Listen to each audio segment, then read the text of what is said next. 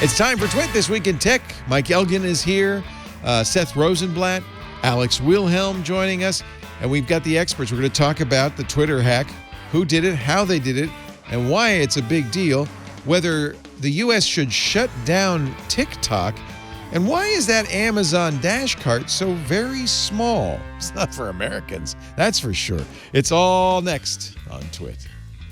This Week in Tech comes to you from Twit's LastPass studios. Stay in control when it comes to your company's access points and authentication. LastPass makes security simple for your remote workforce. Check out lastpass.com/twit to learn more.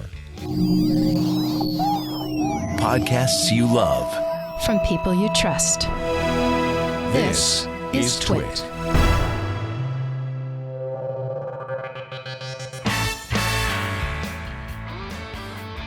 This is Twit, This Week in Tech, episode 780, recorded Sunday, July 19th, 2020, the Great Firewall of America. This episode of This Week in Tech is brought to you by Salesforce Service Cloud. Salesforce Service Cloud is the world's #1 customer service platform that empowers organizations to deliver service from anywhere, from home, in the office, or in the field. Go to bit.ly/Salesforce4Service to find out more. And by Zendesk. Zendesk is a service-first CRM company that builds software designed to improve customer relationships. Right now, Zendesk is offering a complimentary 6-month remote support bundle that comes with the essential tools your team needs to stay agile. And it takes hours, not weeks, to get up and running. Go to zendesk.com/twit to get started. And by ExpressVPN. ExpressVPN is an app that reroutes your internet connection through their secure servers so your ISP can't see the sites you visit. For 3 extra months free with a 1-year package, go to expressvpn.com/twit. And by LastPass. Give your IT department a break and supply them with the tools that really protect your business. Visit lastpass.com/twit to find out how they can help you.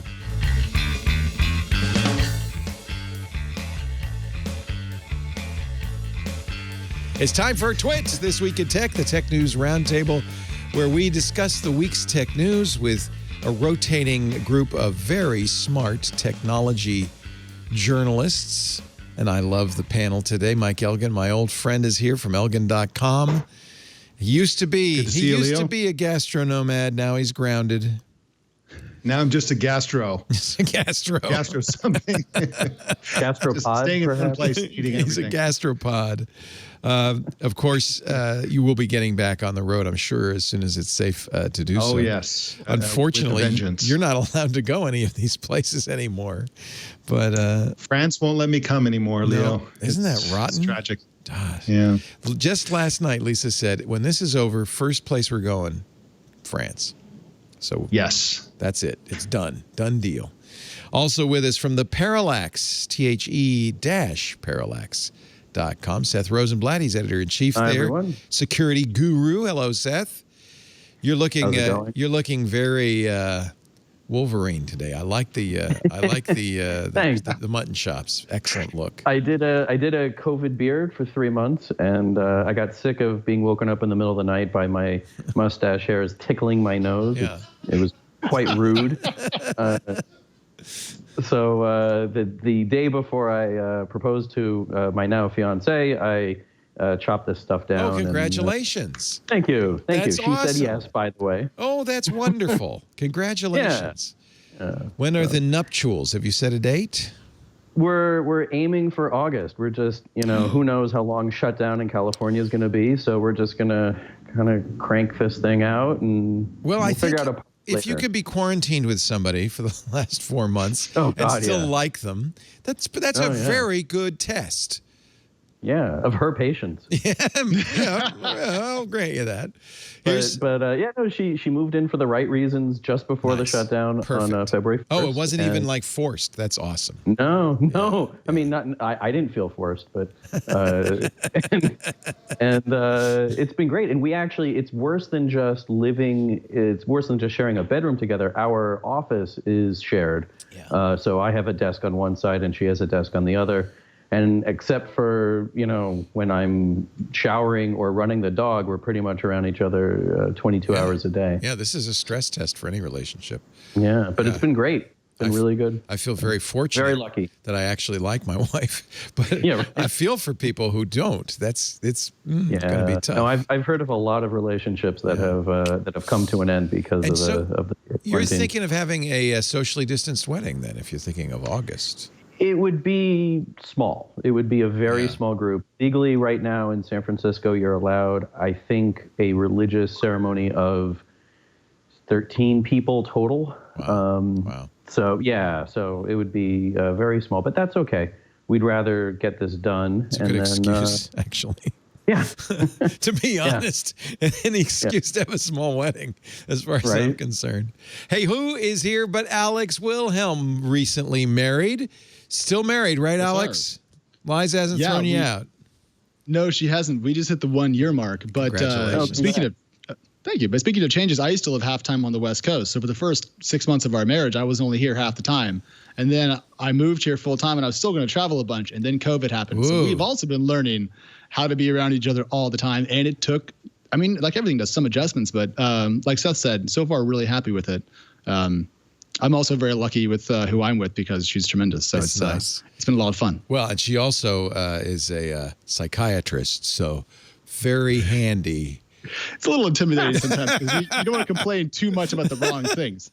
I'm going crazy here. What's going on up there? Exactly. We can always 5150 you, Alex. It's always a possibility. I know what that means because of a song that a band wrote, but I had to Google what that means, but I know that joke. So you all are Twitter lovers. Alex actually has a very dangerous handle. It's only 4 letters long. Yes, sir. I am very grateful that I didn't go for @Leo back in 2006 when I signed up for Twitter. I decided it'd be better to have my full name. You are at risk.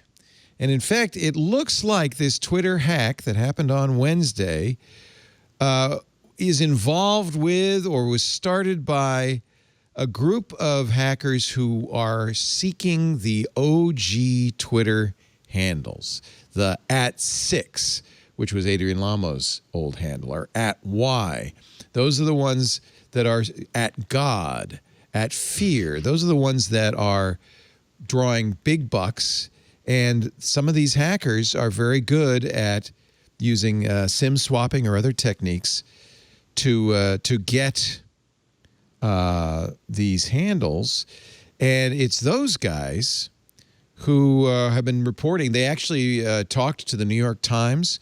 Lucky 225 has a Medium post about the Twitter hack. Lucky 225 actually owned Adrian Lamo's @6 account after Adrian passed away, and he noticed it had been hacked because the bad guys, which in this case they would change everything, including verification phone numbers, email addresses, so you might never know except that your password stopped working.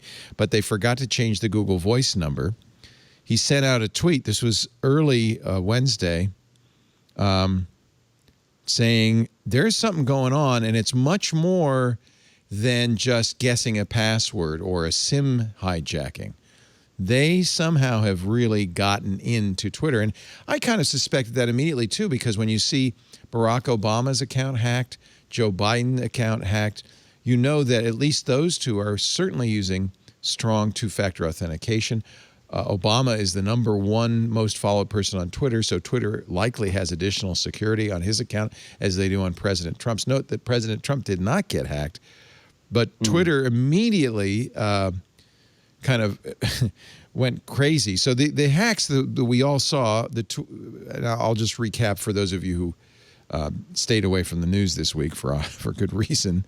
The hack essentially was an account takeover, and it would be displayed by a tweet that says, hey, something along the lines of, hey, I want to give back to my community, so for the next 24 hours, I'm going to double any Bitcoin sent to this address. And sure, I believe it. They must have meant that. And so the idea was people would send Bitcoin. And guess what? It would not get doubled in return. Shockingly. as soon as we saw this, and we were doing This Week in Google when it happened, it was immediately obvious somebody had gotten deep into the Twitter credentials. Either was it a rogue Twitter employee, which has happened before, a contractor leaving Twitter in 2017 disabled the president's account. So we know that's possible. It seems to be that, according to the New York Times, this is actually really shocking. Twitter had, and Seth, I'll defer to you on this because you're the security guru, and I'm sure you've been doing nothing over the last 3 days but writing about this. Twitter had apparently put the credentials for its God mode dashboard in their Slack channel and pinned it. Boo. Yep. Boo. Hiss. So at the Parallax, we actually ran a story, I think it was 2 years ago, on how you need to not use Slack for important trusted communication. Okay. I don't know what to tell you. Know, it's like, yeah. So we haven't confirmed that. Twitter hasn't confirmed it, but the New York Times reported it, and I think it's fairly credible. They were talking to people who were on the periphery of this hack. These guys who SIM swap and steal single character Twitter handles and short ones like @Alex. Has anybody ever tried to hack you? Not that I've noticed, but I do run. I mean, I'm not going to exactly detail what security I use, but my Twitter account was the first thing that I put on my password manager, and I have other security stuff attached to it, just out of general, general reasonableness. But I was most surprised that they got to Joe Biden's account in all of this, because when it was so secure. Right? You would think so, right? Well, now after I heard about the Slack thing, I was less sure. But when they got Elon, well, but that's Twitter's fault. That's not Joe Biden's fault. Entirely. No, I'm not going to mock Joe Biden. Twitter has a God mode that is accessible apparently without, severe. You should, for instance, it should be IP checked, it geolocated checked. It should only be accessible to the most trusted Twitter employees, and it should not have its credentials posted in a Slack channel. No. There's one other really serious issue that came out of this that I find to be very mind-boggling, which is that it does appear that some direct messages from accounts that were hacked, although not the verified accounts, but the non-verified accounts, were downloaded or otherwise accessed. And the problem there is that people like using a service. So you're in Twitter, you want to continue using Twitter, you don't want to have to hop out and use an end-to-end encrypted service, even though you may have Signal on your phone or Wire or whatever. And people still, including in the InfoSec world, still communicate very confidential information over Twitter DM. Dopey, do not. It really just sort of beggars the mind. Like, why on earth would you do this when you know it's not secure, when you know Twitter employees have access? I was talking with somebody about it, and I said, this is like, if Twitter is the public square, then you're going off into a corner of the public square and having a conversation. You think it's private, but everyone else is still around you. It's just that, it looks like you're being a little bit more secretive. It's really mind-boggling. How much, Seth, you've covered break-ins and things like this for years. How much should we trust, for instance, these hackers, these SIM swapper hackers telling and Plug Walk Joe, for instance, right. How accurate is this? Or I worry that this is disinformation, that it isn't some guy named Kirk, or that it maybe was some guy named Kirk, which is what they said, but he had other motives besides merely this stupid, spammy thing, which at best netted him 100,000, although we don't even know, because it's very typical when there's a Bitcoin address given for a hack like this, that the guys who control it will put money in and take money out to obfuscate how much is going on there. How credible is this? Or could it all be a smokescreen for something much more devious? I mean, it could be in the grand. We just don't know. We don't know. We do know, Joe Cox over at Vice Motherboard was the first person to report on SIM swapping in connection to the Twitter hack. So the fact that the New York Times seems to have also confirmed it indicates that at least the SIM swapping community to some degree was involved in this. What were the motives as they were reported by the New York Times or as they were reported by Joe Cox? Probably, possibly. This always puts me, stuff like this always puts me in mind of the Sony hack from the end of 2015, and nobody would believe that it was North Korea that did it. Right. And everybody was very, very skeptical. North Korea's hacking division was not really on a lot of people's radar, and lo and behold, it turned out to be North Korea. So are the hackers that are talking to the media actually the people who are behind this, and their motives are what they describe them to be? It's possible. Yeah. I think that a more paranoid stance is probably the better one to take. Don't trust Twitter DMs. Really make sure that if you're doing sensitive communication, do it in a place that's sensitive. Yeah. And I made my Twitter account private, but that's useless, because if somebody has access to the God mode dashboard, they could change anything. They could make it public again. They can do anything they want. I use a YubiKey. I turned off SMS. For a normal hacker, that would be good security.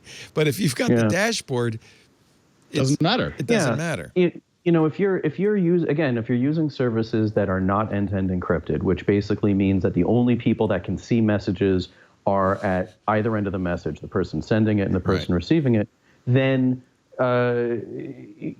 anyone who works for the service potentially has access to what's being communicated, whether it's photos or whatever. I mean, Facebook probably has very similar access that that Twitter does.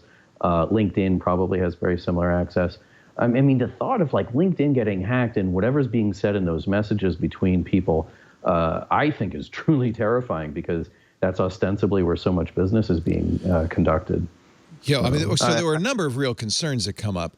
One is they could tweet as President Trump, go to your basements because I'm about to launch a nuclear attack on Russia. Yeah, they could. Yeah. I mean, who knows how much chaos that would cause? But the point is, the president uses Twitter for policy statements. Yes, and it's risky now that somebody could have impersonated him. I think it's also telling that somebody did not impersonate him. That's a little suspicious to me. Now, this Kirk guy was a SIM swapper, apparently. He sold at Y for $1,500 in Bitcoin. That Bitcoin went to the same address that was later used in this scam to double your Bitcoin. So that ties him directly to this. We don't know who Kirk is. In fact, he has no history. He only made his Discord account where all the conversations going on a month ago. So who is Kirk? I don't know. Could be Vladimir. I don't know. It does seem like it was just a simple, dumb Bitcoin scam that at best netted him $100,000. At best. What a waste. 100 G's is nothing. You did all this work to get in there, and you got 100 G's. Well, for instance, you could make more than that if you took some time and stayed in the God mode and sold some accounts bit by bit.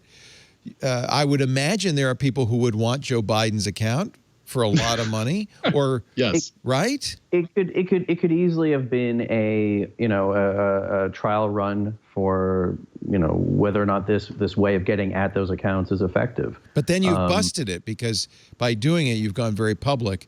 Even I, with no inside information, immediately knew this was an inside job, and almost either was a rogue employee or someone had got into the administrator accounts. That was obvious. So you've blown your cover now by doing this. There's all sorts of things they could. For instance, they could have just downloaded DMs in the background without anybody knowing for years. Sure. Maybe they have been. Yeah, true, I mean, true. We don't know how long they've had access, for one thing, and I hesitate to speculate during cases like this, which are rapidly unfolding, and we don't yet. Absolutely. It hasn't even been 5 days since this happened. So, and Twitter's not been super forthcoming, so. No, and nor should they, I don't think, at this point. I mean, I think, they've said what they need to say, and it's pretty clear that there is a lot of alignment between what's been reported and what Twitter has been saying. But I think that this is the kind of thing where there are so many moving parts, and we don't know. We don't even. I mean, the people who are behind this are certainly not on any law enforcement radar now. Until now. So. Yeah. To me, the takeaways from this are twofold. First of all, we're wondering, okay, is this China or Russia or Iran or one of the usual suspects in terms of state-sponsored hacking? And then they invented a Kirk to sort of be the face of it, the young, naive face of this. I think probably this hack itself is what it appears to be. Some dumb kids managed to stumble into Twitter and tried to make some money from it, and they could have made a lot more, and they didn't do it that well. But so the first thing that this tells me is that, the likelihood is that China, Russia, Iran, certainly the NSA and others have been probably exploiting the same hack and rummaging around in these accounts. Invisibly behind the scenes for probably years. The other thing is that we talk about these risks. I know we're going to talk about TikTok later, but this is a public network. When something like this happens and it goes public, the effect of it is visible to all of us. Most of the effects, or the fact that it exists, is visible to all of us. But when this sort of thing happens within WhatsApp, for example, in WhatsApp, we were talking about what if, somebody took over Trump's account and said there's a nuclear war or whatever. That kind of thing actually happens in places like India through WhatsApp. People say, oh, there's, they start riots and stuff like that through these false rumors within WhatsApp. And it's far more nefarious in those private networks where you can't see what other people are seeing, right? And it's certainly even worse in TikTok, where you can algorithmically show a million people a million different messages. So I think, all of these suspicions are suspicions we should have, but we should be aware that these kinds of things, the same kinds of things, can be happening in the secret, behind the scenes networks like Facebook, et cetera, which is far more nefarious. And it does. We know it does. It happens all the time, right? Absolutely. So, yes. So setting aside an issue like shouldn't Twitter have, encrypted its DMs end to end, which we know they've been, has been debated internally there for years, and Twitter has always refused to do it. I think there's a real issue here that it gets back to the Sony question, which is, what role does the U.S. government need to play in advising tech companies as to how to protect their internal tools, how to protect their data, and not just tech companies, because it's media companies, it's financial institutions. We do know that there is communication, right? There's no way that they're not talking, but it feels sort of like tech organizations are working, going in one direction. The U.S. government is going in another direction, and there's not collaboration where there should be. Well, right? You don't want a nation state attacking a tech company without the tech company being aware that they're being targeted. The U.S. government is simultaneously going in two different directions, multiple, all the time. Yeah. The NSA, for instance, has a complete duality. On the one hand, their job, their responsibility is to protect American companies and Americans, I guess, peripherally, from hacks by other countries. On the other hand, their mission is to perpetrate those hacks on other countries. Sure. And as we found out, in the process of which, creating hacking tools that they, let escape and turned into ransomware technologies like Eternal Blue that were used against Americans. So even within the NSA, there are these conflicting goals, dualities. There's been talk for a long time of having a cyber czar. One person who's in charge of. Wasn't Rudy Giuliani the cyber czar? I'm not even joking. No, I know. It's scary. It's really scary. Trump initially proposed that Barron Trump do it. Yeah, he knows the internet. Right. He's all over the cyber. So he's good with really, the questions for me have to do with Twitter at this point. Because I think, again, we don't know exactly, but it sure looks like Twitter didn't do a very good job. Forget end-to-end encrypting DMs. They let some bozo get access to their God mode. That is a horrific breach of responsibility. And honestly, I think it should diminish Twitter as a public utility. They have been a public utility, chiefly because of the president, but they have become this important public utility. But I think this should diminish their role there because pretty clearly they can't be trusted with it. I would like Twitter to make a much more clear. They did put a blog post up yesterday. As we head into the weekend and next week, we're focused on these core objectives. Restoring access for all account owners. Oh, yeah, the first thing they did is they turned off verified accounts, which actually it makes no sense, except that it won't be people from verified accounts who are sending out these Bitcoin spam It was very offers. funny there, Leo. That was one of the funniest hours on Twitter I've ever had. Well, Like, all of a sudden, none of us could tweet. And by the way, I saw article after article of saying this is how it's. There was a Wired. Twitter is at its best when the verified accounts can't tweet. Man, this is great. It's like it used to be, where none of these celebrities. I take offense at that. Some verified accounts. There is I don't know what to think about that. I'm verified. I don't know what that means. I think we're all verified. There's apparently a Twitter account that has tweeted every word. And so some verified accounts are actually retweeting word by word, because you can still retweet, word by word, making messages by retweeting one word at a time. I did not sink to that level. I was way worse than that, Leo. Like that's actually rather innovative. I was just texting with my friends, and I had them tweet out my texts for me, and then I would retweet them when they would tweet my texts. You guys are addicts. We were having fun. Remember when Twitter was fun, Leo, back in the day? That's what it felt like. It felt like a community. So, Twitter's first goal is before the president got involved. Twitter's first goal, and this was yesterday, we want to restore access for all the account owners who may still be locked out as a result of our remediation efforts. 2, our second goal, continuing our investigation into the incident and cooperation with law enforcement. Finally, at 3, they get to the most important point. Further is a dubious word. Securing our systems to protect future attacks. And then rolling out additional company-wide training to guard against social engineering tactics. This was back when they said it was social engineering. Like somebody took an engineer out and got him drunk and got the password. But I believe the Slack story, so we don't know yet, but that sounds like exactly what some nitwit would do. What should be the consequence to Twitter? What is the upshot of this?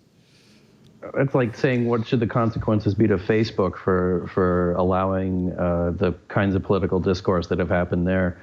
I mean, they're not going to face any punishment. Nothing's going to happen. But we can demand. We should demand that they do a better job of security. I think the embarrassment matters a lot. I think the fact that they're so ashamed of this. I mean, it was so public. My in-laws brought this up to me. We were having dinner, and they're not Twitter users really at all. And they were like, "Did you hear about Twitter?" I'm like, "Oh, yes, I did, because I was there. I logged off to come see you." Here's what Twitter wrote. We are acutely aware of our responsibilities to the people who use our service and to society more generally. Unfortunately, that's the case. We're embarrassed. We're disappointed. And more than anything, we're sorry. We know we must work to regain your trust, and we will support all efforts to bring the perpetrators to justice. We hope that our openness and transparency throughout this process and the steps and works we will take to safeguard against other attacks in the future will be the start of making this right. I think that's completely sincere. So if we see, I mean, if Twitter is really sincere about this, then we will see the security team at Twitter being taken a lot more seriously. We will see security improvements being made to Twitter.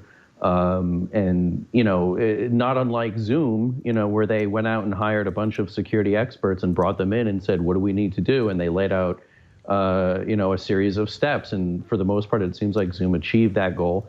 Or Google in 2010 when they revealed they'd been hacked by China. And then Google suddenly started taking security significantly more seriously. We should see in the next 3 to 6 months major steps taken by Twitter. And part of the problem is that I think that this is internally a culture issue. Yeah. This is an issue where Twitter's security team needs to be taken a lot more seriously. The products need to be updated with security in mind, as well as user experience and other very important things. But to not do so, I think is almost a criminal act within 6 months of this presidential election. I don't think it's that big of a deal, really, because, I mean, Twitter is facing embarrassment. Probably there's an economic downfall. Really, ultimately, Twitter is mostly a public thing. It's not like it's a financial service. And in the larger scheme of things, I mean, this is a case in which Twitter's probable negligence or alleged negligence led to some users being screwed in one way or another, and it was accidental. Whereas with Facebook, we learned that that Facebook screws its users on purpose 10 times a year. And so it's in the larger scheme of things, this is a relatively innocent thing. And I'm sure, I'm sure they'll fix it. But I just don't think this is that big of a deal. It only feels like a big deal because big deal users were affected. I feel like it's a big deal. Obviously, what happened is not a big deal. Alex. But what could have happened could have been a big deal. And the fact that the president of the United States uses Twitter as his, literally primary way. He could have press conferences. He could put out memos. He could write articles. There's a million ways a president can communicate. He has the bully pulpit. He chooses Twitter as the primary way he communicates with the outside world, gives Twitter an unusual role. Not a role it deserves, but it's a real, and as a result, I think there's a higher standard that has to be applied to Twitter. Maybe not. I disagree. I mean, what Trump has trained us to do is to not believe anything he tweets. Yeah. So yeah, that's a good point. It's not as somebody in the chat room said, it's not a Twitter problem, it's a president problem. But it's just the fact of the matter. That's, as Roosevelt used radio and fireside chats, the president uses Twitter. And so, I mean, they're talking about, the Republicans talk about anti-conservative bias on social media. This should concern them a little bit more. You could put words into the mouth of leaders, not just the president, but all kinds of leaders all over the world, if you had access to this tool.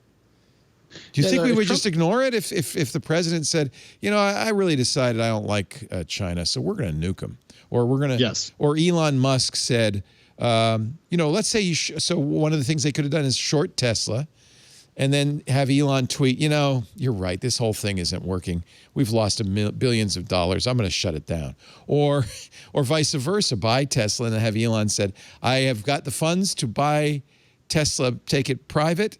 And I'm going to do so at $420 a share. Oh, wait a minute. He already did that. Yeah, he already did that. The thing, though, is I think we've lost so much faith in the president's ability to tweet factual things that if he tweeted out, Elon Musk, Yeah, if he tweeted out, we're going to nuke China right now, I would, well, one, I always have to double check that it's the actual president and not a parody account because they're often very close. But I wouldn't believe it from his Twitter account because I think he would just be confused about his own process. I don't think the president would be that on the ball. So you agree with Mike? We don't. We definitely wouldn't believe it. Yeah. Okay, but there might be others who would. I mean, I hear you. We're not the entire world here. I mean, but I think we are some of the most online people that have ever existed. Like the four of us, it's pretty bad. But what if he tweeted, "I'm going to give Kim Jong-un 1 day to dismantle all the nukes, or we're going in"? Well, it's Trump, so I think the next day he'd say, "Never mind, we're best friends." Well, within 20 minutes, we would be able to identify that this was not tweeted by him and it was false, et cetera. All right. This is the nature of Twitter because it's public. And again, I think we should really be worrying about the secret, private stuff, behind the scenes communications networks. That's the beauty of Twitter. This hack was clearly a hack within seconds. We all knew that there was a hack going on. Yeah. No, you're absolutely right. That's a very good point. All right, next TikTok. We're going to take a break. Oh, I love tech. It's a never-ending panoply of bizarreness. Alex Wilhelm is here. He likes to call himself a reporter. He's modest. Senior editor at TechCrunch. Longtime friend. It's great to see you in my old hometown. It's good to be here. Actually, my old house. Yes, sir. In the backyard, where I, as a young lad, would lounge about. Today it is so hot it feels like it's the surface of Mars or the sun or whatever the hotter thing is, but we'll get there. Yeah, it gets really cold and really hot. It's kind of the best of both worlds. Mike Elgan is here. He's grounded for the nonce, elgan.com. Yep. Mike, you're still doing Mike's List, which I love. Yep, Mike's List. Guess what, Leo? Mike's List is now 20 years old. What? That's 20. amazing. That's really good. Yeah. And you have a cardboard robot head behind you. So yeah, one more year and Mike's List can drink alcohol. 21. We're great to have Seth Rosenblatt here. Perfect day, our security guru at the Parallax. Yeah, that worked out really well. Yeah, I think our producer has some ideas in his head. He's thinking things out. Oh, are you blaming your producer for this? Was it how long have you been booked for this show? A couple of weeks. Okay, so you're right. A week, something. It was just. I don't know. It was just. Time has no meaning anymore. Although there's almost always a security flaw in the world, isn't there? There's plenty to talk about with Seth.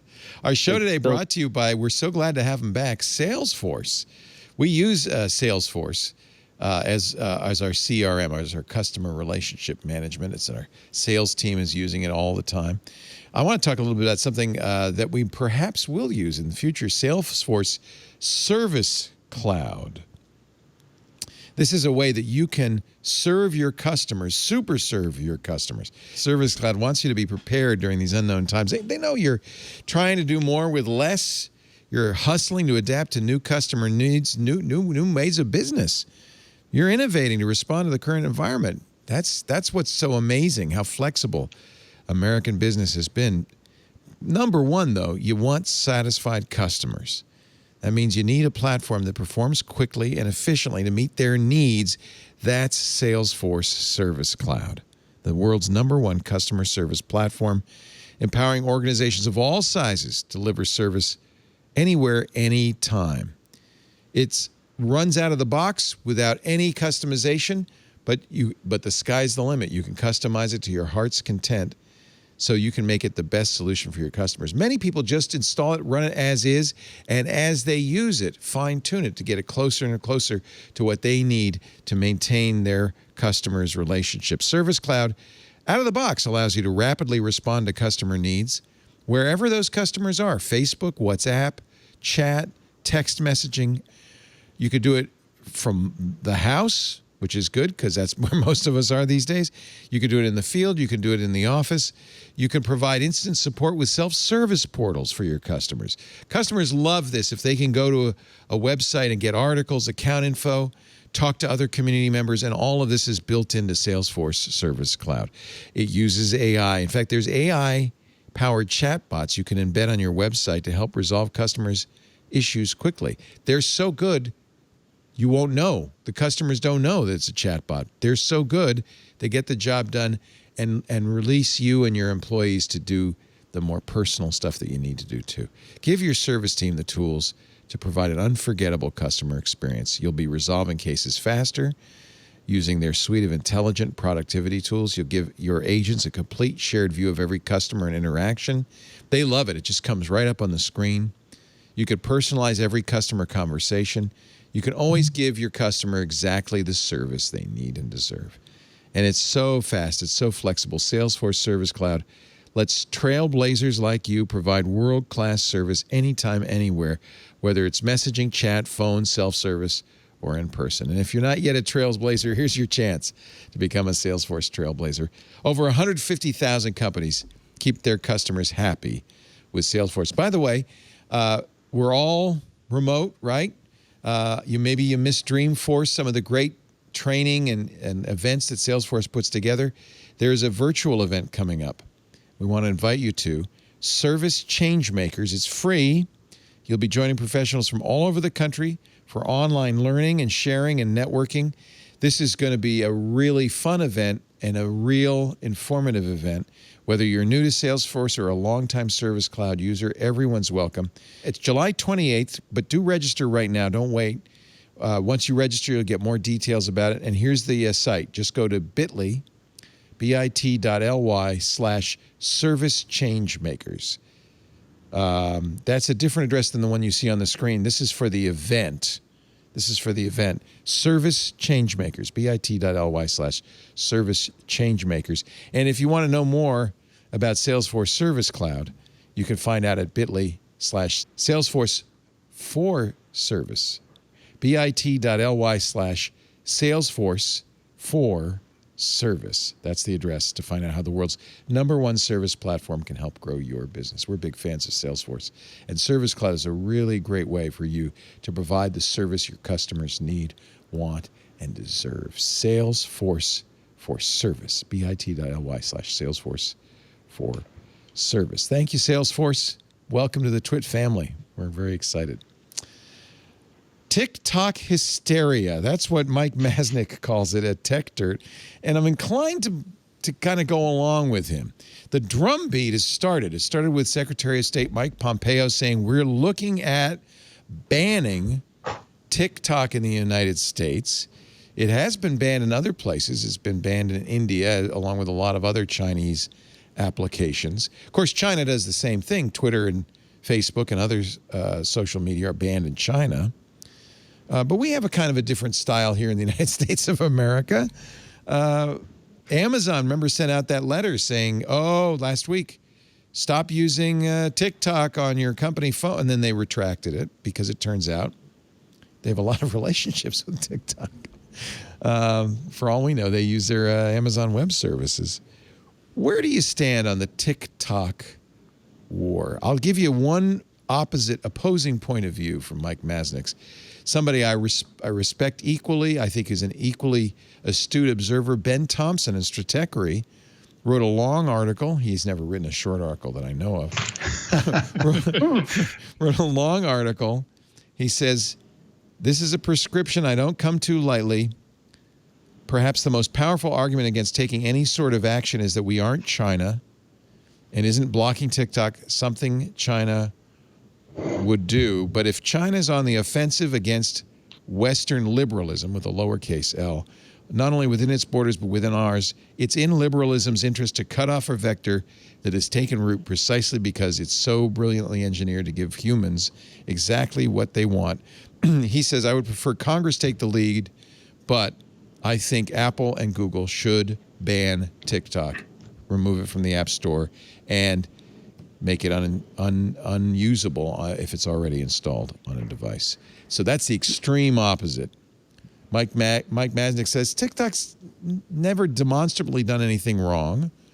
This is xenophobia at its worst. All right, Alex, where do you stand?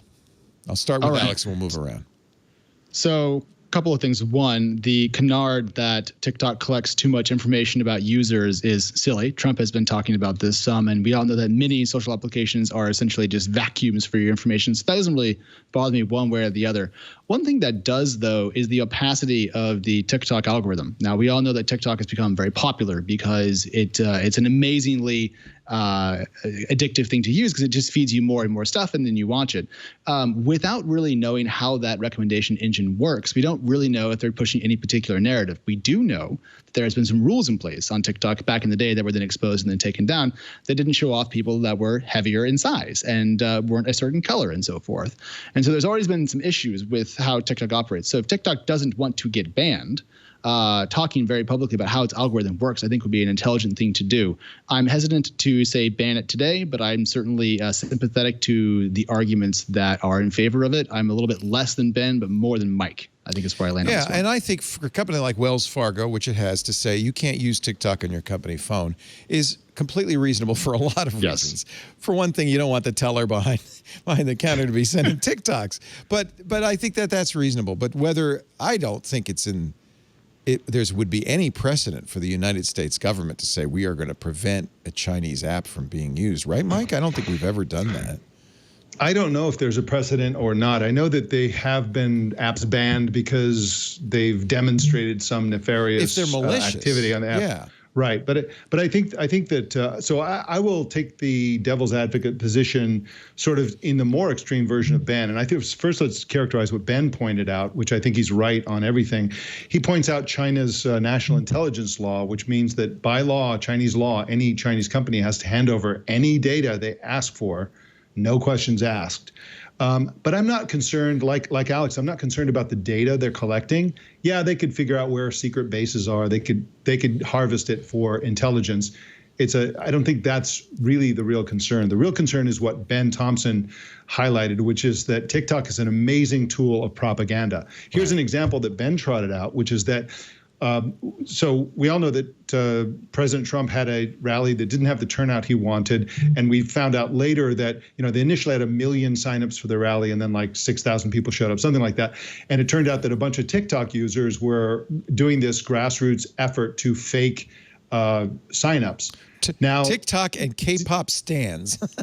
Exactly. That was a good week. So, to what extent? Yes, but to what extent did TikTok, the company, right, facilitate the algorithmic growth of that movement? Yeah, because the woman who posted that first on TikTok, that post immediately algorithmically got pushed to the top so that everybody saw it. Yes. So that's a little suspicious.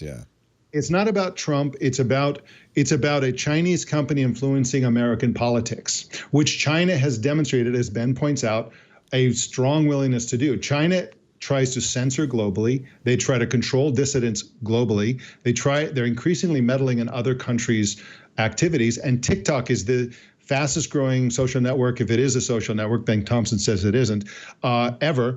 And so here's another one. He's found evidence that they are censoring Hong Kong protests. Okay, that's sort of in Chinese bailiwick.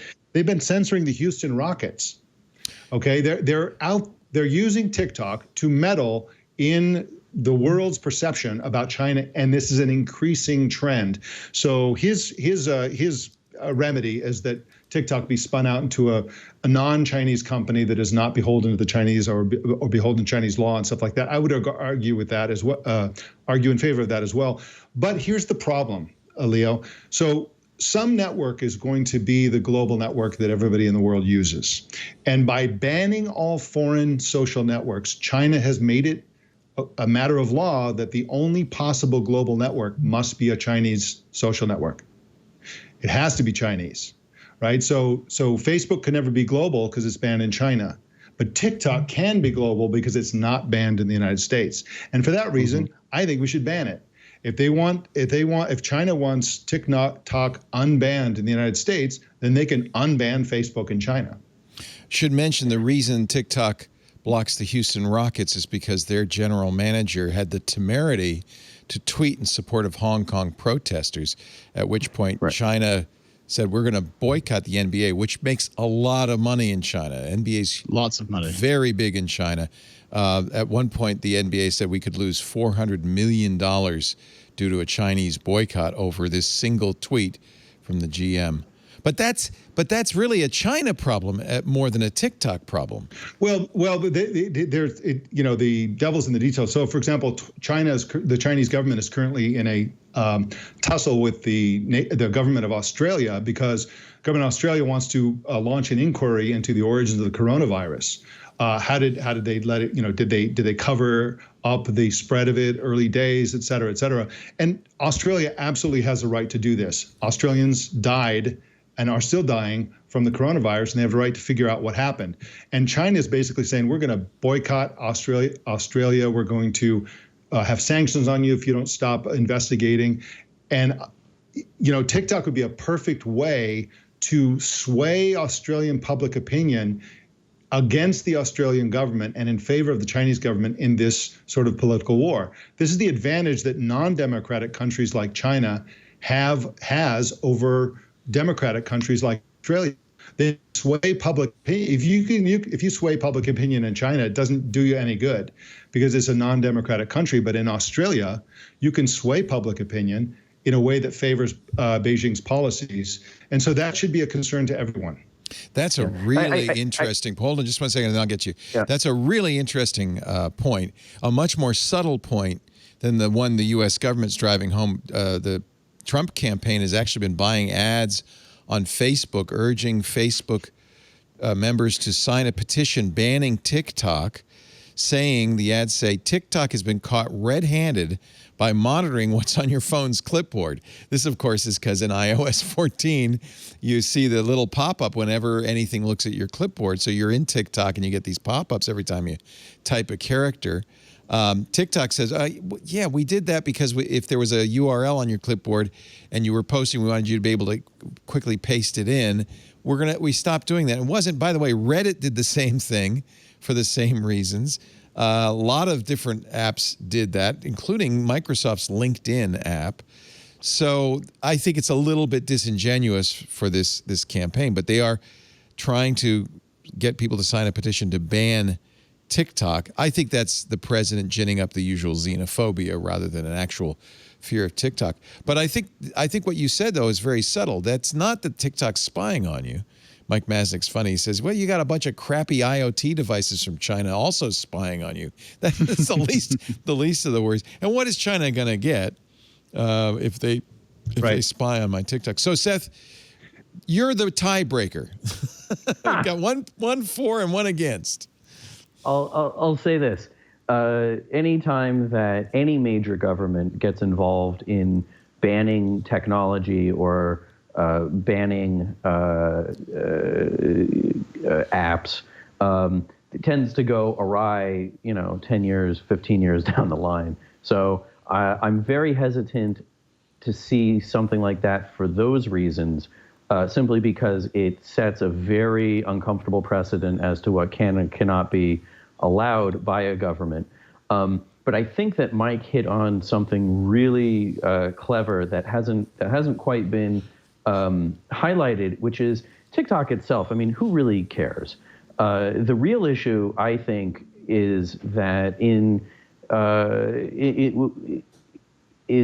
the way that we have yet to figure out how to manage soft diplomacy in the era of global tech. And we don't really have a good way of dealing with countries, not just China, but say Russia, or Iran or others that do engage in technology in a way that we don't like. TikTok itself as an issue of controlling the message isn't too different, I think, from Voice of America, on radio. But how are we as a country going to influence other countries and their use of technology? Is it just allowing Facebook and Google and Apple and whomever to go do business wherever they want? Or do we need to be a lot more thoughtful about how, we do interact with the rest of the world? And I think, TikTok, by and large, and how they behave is stuff that we really don't see, any different from coming from any other country. I don't think, if you go searching on what is it, Yandex, Russian's search engine, you're going to find Russian propaganda up at the top. I think that we need to be a lot more thoughtful about how we're going about things. And the U.S., for the past 3.5 years has completely ceded any interest in leading or guiding the rest of the world. And that's where the real problem is. It's also the case that whenever we're threatened by an authoritarian regime like China, they have advantages against an open nation like ours. And there's always the temptation to say, well, we should be less open so that we can fight against those that would undermine us. That's always the temptation. It's always the wrong way to go, because we preserve our integrity and our authority as a nation by being open and democratic and not doing things like banning TikTok. Even though it presents a problem for us, we'd prefer to go that way than just to fight fire with fire, to become equally autocratic. Well, it would be very interesting to see a situation where the U.S. government said, we'll allow TikTok as soon as Facebook is allowed into China. Right? I mean, I don't know that would be a good idea, but that would be certainly interesting I could see that to watch it spin out. What would China do? They'd say, screw you. Right. Sure. Nothing would change. I mean, we just have a ban of TikTok in the United States. Right. No, but if the U.S. does that and also gets, say, England, Germany, Australia, other places where TikTok wants to be big on board, you could find, I think, and this is what I was getting at when I was talking about diplomacy. You can get ways of pressuring countries that otherwise they wouldn't do. It's not too different, I think, from how Russia refuses to extradite any of its cyber criminals. We know that there are people hiding in Russia, who are responsible for Mueller indicted 20 or 30 Russians for meddling in the election. I think it was a dozen, but yeah. Yeah, whatever. We'll never see those guys. Yeah. Nope. No, exactly. And if there was a way to get other countries to pressure Russia, maybe, Russia, I don't know. I mean, we could speculate for hours. But the point being is that without that kind of diplomacy, we're leaving, I think, a very crucial and important negotiating tool in the toolbox, and it needs to be used and implemented. This kind of freaking out because of nonsense over the clipboard it weakens the argument at the end of the day. Mueller indicted a lot of it is just Mueller, just to get the number right, 26 Russian nationals, 3 Russian companies in his indictments. And of course, you'll never, see any of them. Right. Yeah.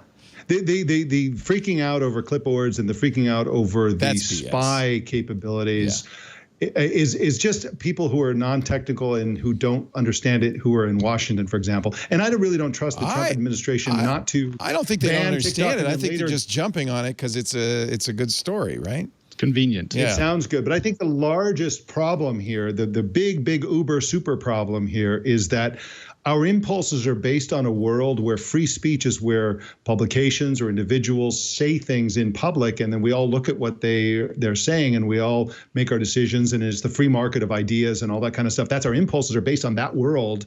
But what we're talking about here is something entirely different. The world of secret algorithms where each individual user can be fed a different message based on data that's been extracted over years. But that's happening on Facebook. Yeah. It's happening everywhere. But that's the larger problem. Search. Yes, but that's the larger problem, that our laws don't adequately deal with, our diplomacy, our policies. We basically have all these instincts that are based on another world, and then we have the problems being caused by a new phenomenon that is it's far more damaging and difficult of a problem than just the old arguments about free speech versus no free speech, et cetera. And when a foreign government can tweak the algorithms and speak directly, and privately into the ears of millions of citizens in a democracy, I agree. I think that's a different thing than the Voice of America, where it's just a news report saying, and you can everybody can see it. So, I think the problem is we have to figure out how to deal with this algorithmically generated world. And to a certain extent, my bias would be in favor of just saying, you know what, Facebook or TikTok or whatever, no more algorithms until we figure this out. Because these algorithms are, this is what probably determined the election in 2016. Would you do that by government fiat? You can't. The government's not going to say that, or should they? You can't ban an algorithm. I think you make a law saying no more. You can ban secrecy about an algorithm. Yeah, I think that there has to be more transparency. But you got to get Facebook and Twitter to open up their algorithms, and good luck with that. Absolutely.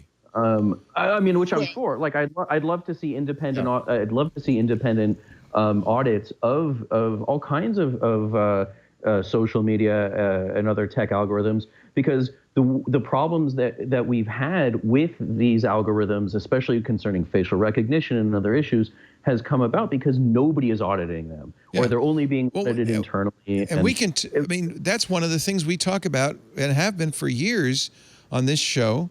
The YouTube recommendation engine, clearly the #1 problem on YouTube. The Facebook newsfeed algorithm, clearly the #1 problem on Facebook. But good luck getting those companies to abandon them, because those are moneymakers. That's their secret sauce. That's like saying Congress is going to force Coca-Cola to give up its secret recipe. This is the thing that bothers me. Democracies are being compromised, but what's sacrosanct is that Mark Zuckerberg has to make billions and billions and billions of dollars every quarter. That must be preserved. He must have the right to destroy democracy for his own personal profit. Why do we defend that? Yeah, no, I think we should. The first thing we should defend is our democracy. Right. Yes, but Mike, it's not defense per se. It's often fatalism. Like, I don't think anyone here is saying that the world wouldn't be better if the algorithms weren't available. It would be. It would be great if we could see them. Right. We're saying that with Congress accepts donations as it does from corporations, we're not going to get it. And the people in Congress are not going to be in favor of what you're saying. So my question is, in a world where, as Seth pointed out, there's no diplomacy, no collective action, and in a world, Mike, where we don't have the ability to force Facebook to do this because Congress is useless and the president's an idiot, what the hell do we do? I want to know what's an actual step we can take that's more constructive, because I agree with you guys both in principle. I just don't see a way forward from those two data points. I think you're right. In a perfect world, we do that. But what's the pragmatic solution? Well, we all advocate. We can't choose to not advocate things because the Senate is filled with bozos. We have to advocate them anyway. Right. Let's advocate them. Let's advocate them. Is there anything short of that we could do now? Well, I mean, certainly I think, taking the corporate approach, which, is sort of where we're at in America in the year of our Lord 2020, and pressuring companies to ban apps that the government feels are risky on corporate devices is one way to do it. And especially because so much, even pre-COVID, was done on your own devices. So much of people's work was done on devices that they had to pay for, but also had to be tied to work accounts and had, work restrictions placed on how those devices were used. I don't think that you would encounter a ton of problems in banning apps that way, going through corporations. Mike, would it be okay? Piss people off, yeah. but that would send a message. And I say this really as a theory. I don't know that it's something that I would agree with, long term. But if we're looking for what levers we can pull, that's one way of getting at it. Should we have a great firewall of America? No. Good Lord, no. I think we should do something. There's an asymmetric warfare in terms of disinformation that we need to do something about. And probably a great firewall of America is not the solution. But at some point, we really have a grim future if every totalitarian regime in the world can just shape public opinion willy-nilly. Here's the other thing that, I mean, one thing is a national ban on certain types of social networks or the certain types of behaviors of certain social networks, but there's also institutional bans, as we're seeing with Wells Fargo, et cetera. Did you know, and I don't see anybody talking about this, did you know that there are lots and lots of teachers in public schools in the United States who are seriously trying to figure out how to make TikTok part of their curriculum? What? And to use TikTok as an educational tool. That's a bad idea. But you got to go where the kids are, man. You got to. That's what they're saying, and it's like, no. That's a bad idea. So I would be in favor of things like no TikTok in schools, for example. Sure, that's fine. That just makes it more desirable to the kids. It's forbidden, a forbidden pleasure. Yeah.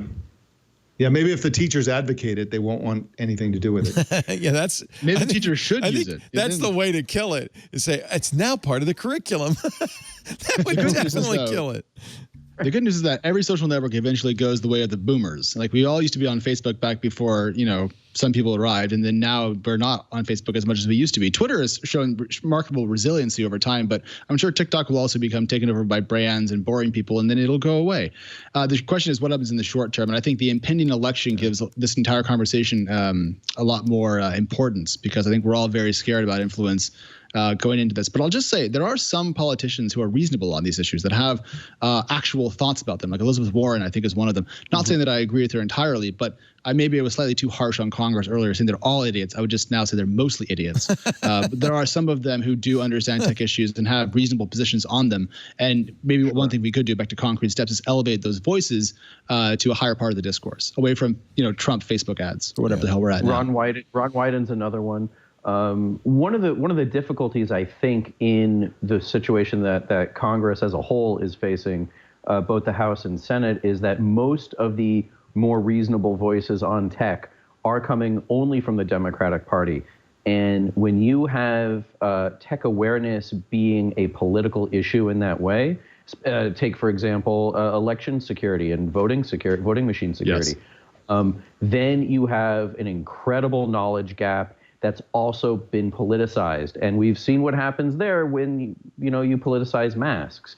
What we don't want are people who look at tech and say, oh, this is a Republican issue or this is a Democratic issue, because then you wind up with a lot less wiser discourse. And I also think that convince people that of what's a good idea versus a bad idea? It has to be said that back in May, the initial TikTok hysteria in Washington was a clear bipartisan effort. I mean, it was both parties coming together to crap all over TikTok. And so that brings hope. Let's all come together to crap all over TikTok. Well, and you could, by the way, substitute Huawei for TikTok in a lot of this conversation. And that goes back to the Obama administration and the Department of Commerce. And for all of the presumed problems that Huawei presents, there's never been any real evidence. I mean, they're kind of not a great company, but that they've spied on Americans, that their equipment is spyware. There's never been any, as far as I know. Seth, is there? Well, I mean, that's the Supermicro story, right? Where this incredible story came out. It seemed, I mean, it falls in line with everyone's paranoia, but. Unlike with Twitter this week, where Vice ran a story and then New York Times ran a story a few days later confirming independently much of what the Vice story said, we've never seen a confirmation of Supermicro, and I have only seen rumors and supposition when it comes to Huawei. I'm coming to the conclusion that Bloomberg Supermicro story was a plant. That Bloomberg fell for an NSA plot, that because most of the sources, I suspect, were from three-letter agencies. Without ascribing motive, because without talking with folks, it's hard to say. I would presume that it's more an issue of a bunch of people trying to describe an elephant and just getting. I think Bloomberg got played, but Bloomberg's never retracted. Never explained, and there's never been any evidence presented. But with Huawei, it would be not out of the line of reason to say, oh, well, if you open up your devices so we can, have them independently audited, or again, using other forms of soft diplomacy, would go, I think, a lot further. What if ByteDance? They can't be compelled by CFIUS. They could be compelled by CFIUS, the Committee on Foreign Investments in the U.S., to disgorge the Musical.ly acquisition, which was a big part of TikTok's success because that was a lot of the lip-syncing stuff. But what if ByteDance, seeing this as an economic problem, said, all right, we're going to move out of China. We're going to become we're a Western company. We're just going to leave. It would come down to the terms of service to me. Like, do they still have that same thing that it says, information may be passed to the parent corporation? If the answer is yes, then the same problems exist. I mean, the Chinese government requires that Apple store all the iCloud stuff from Chinese citizens on Chinese servers where the Chinese government has full access. So Apple's doing that. Yeah, but you're trying to create a firewall between U.S. users, global users and global data versus Chinese users. I don't think we can help Chinese individuals around the Great Firewall of China. I think there's not much we can do there, but we can try to think about our own borders and our own safety. That's why I think there are distinct issues there, Leo. All right. Well, so one thing that I think a lot of this conversation gets around is, but hasn't quite hit, is that we're really talking about what greater role can government play to positively impact tech. And what we've seen, and there was a story earlier this week on how Cisco was involved in the creation of China's Great Firewall. Should there be a ban on U.S.-based companies working with countries, that are authoritarian or in other ways, are known to be bad actors in a space? I think this is really serious because we've gone so far towards the direction of supporting private companies and allowing private enterprise to rule everything from tech to who pays for our healthcare, that now that we're discussing what role government can play to help people in these situations and help consumers and help the international relations, I think is really interesting. But there has to be a lot more forethought, and I don't see that happening until we see changes in Washington. I think it's precisely forethought that would suggest that we should, in fact, ban Huawei as a provider of 5G equipment, simply for the same reason that, the reason we built the national highway system, the reason Eisenhower really wanted that, was not because the Soviet Union at the time had demonstrated its attempts and desire to invade the United States, but that it was a possibility at some point in the future. And if that ever happened, you'd want to be able to get the military equipment across the country to wherever they were invading. Likewise, if Huawei, if 5G equipment is a firmware update away from becoming the ultimate spy tool or the ultimate cyber warfare tool.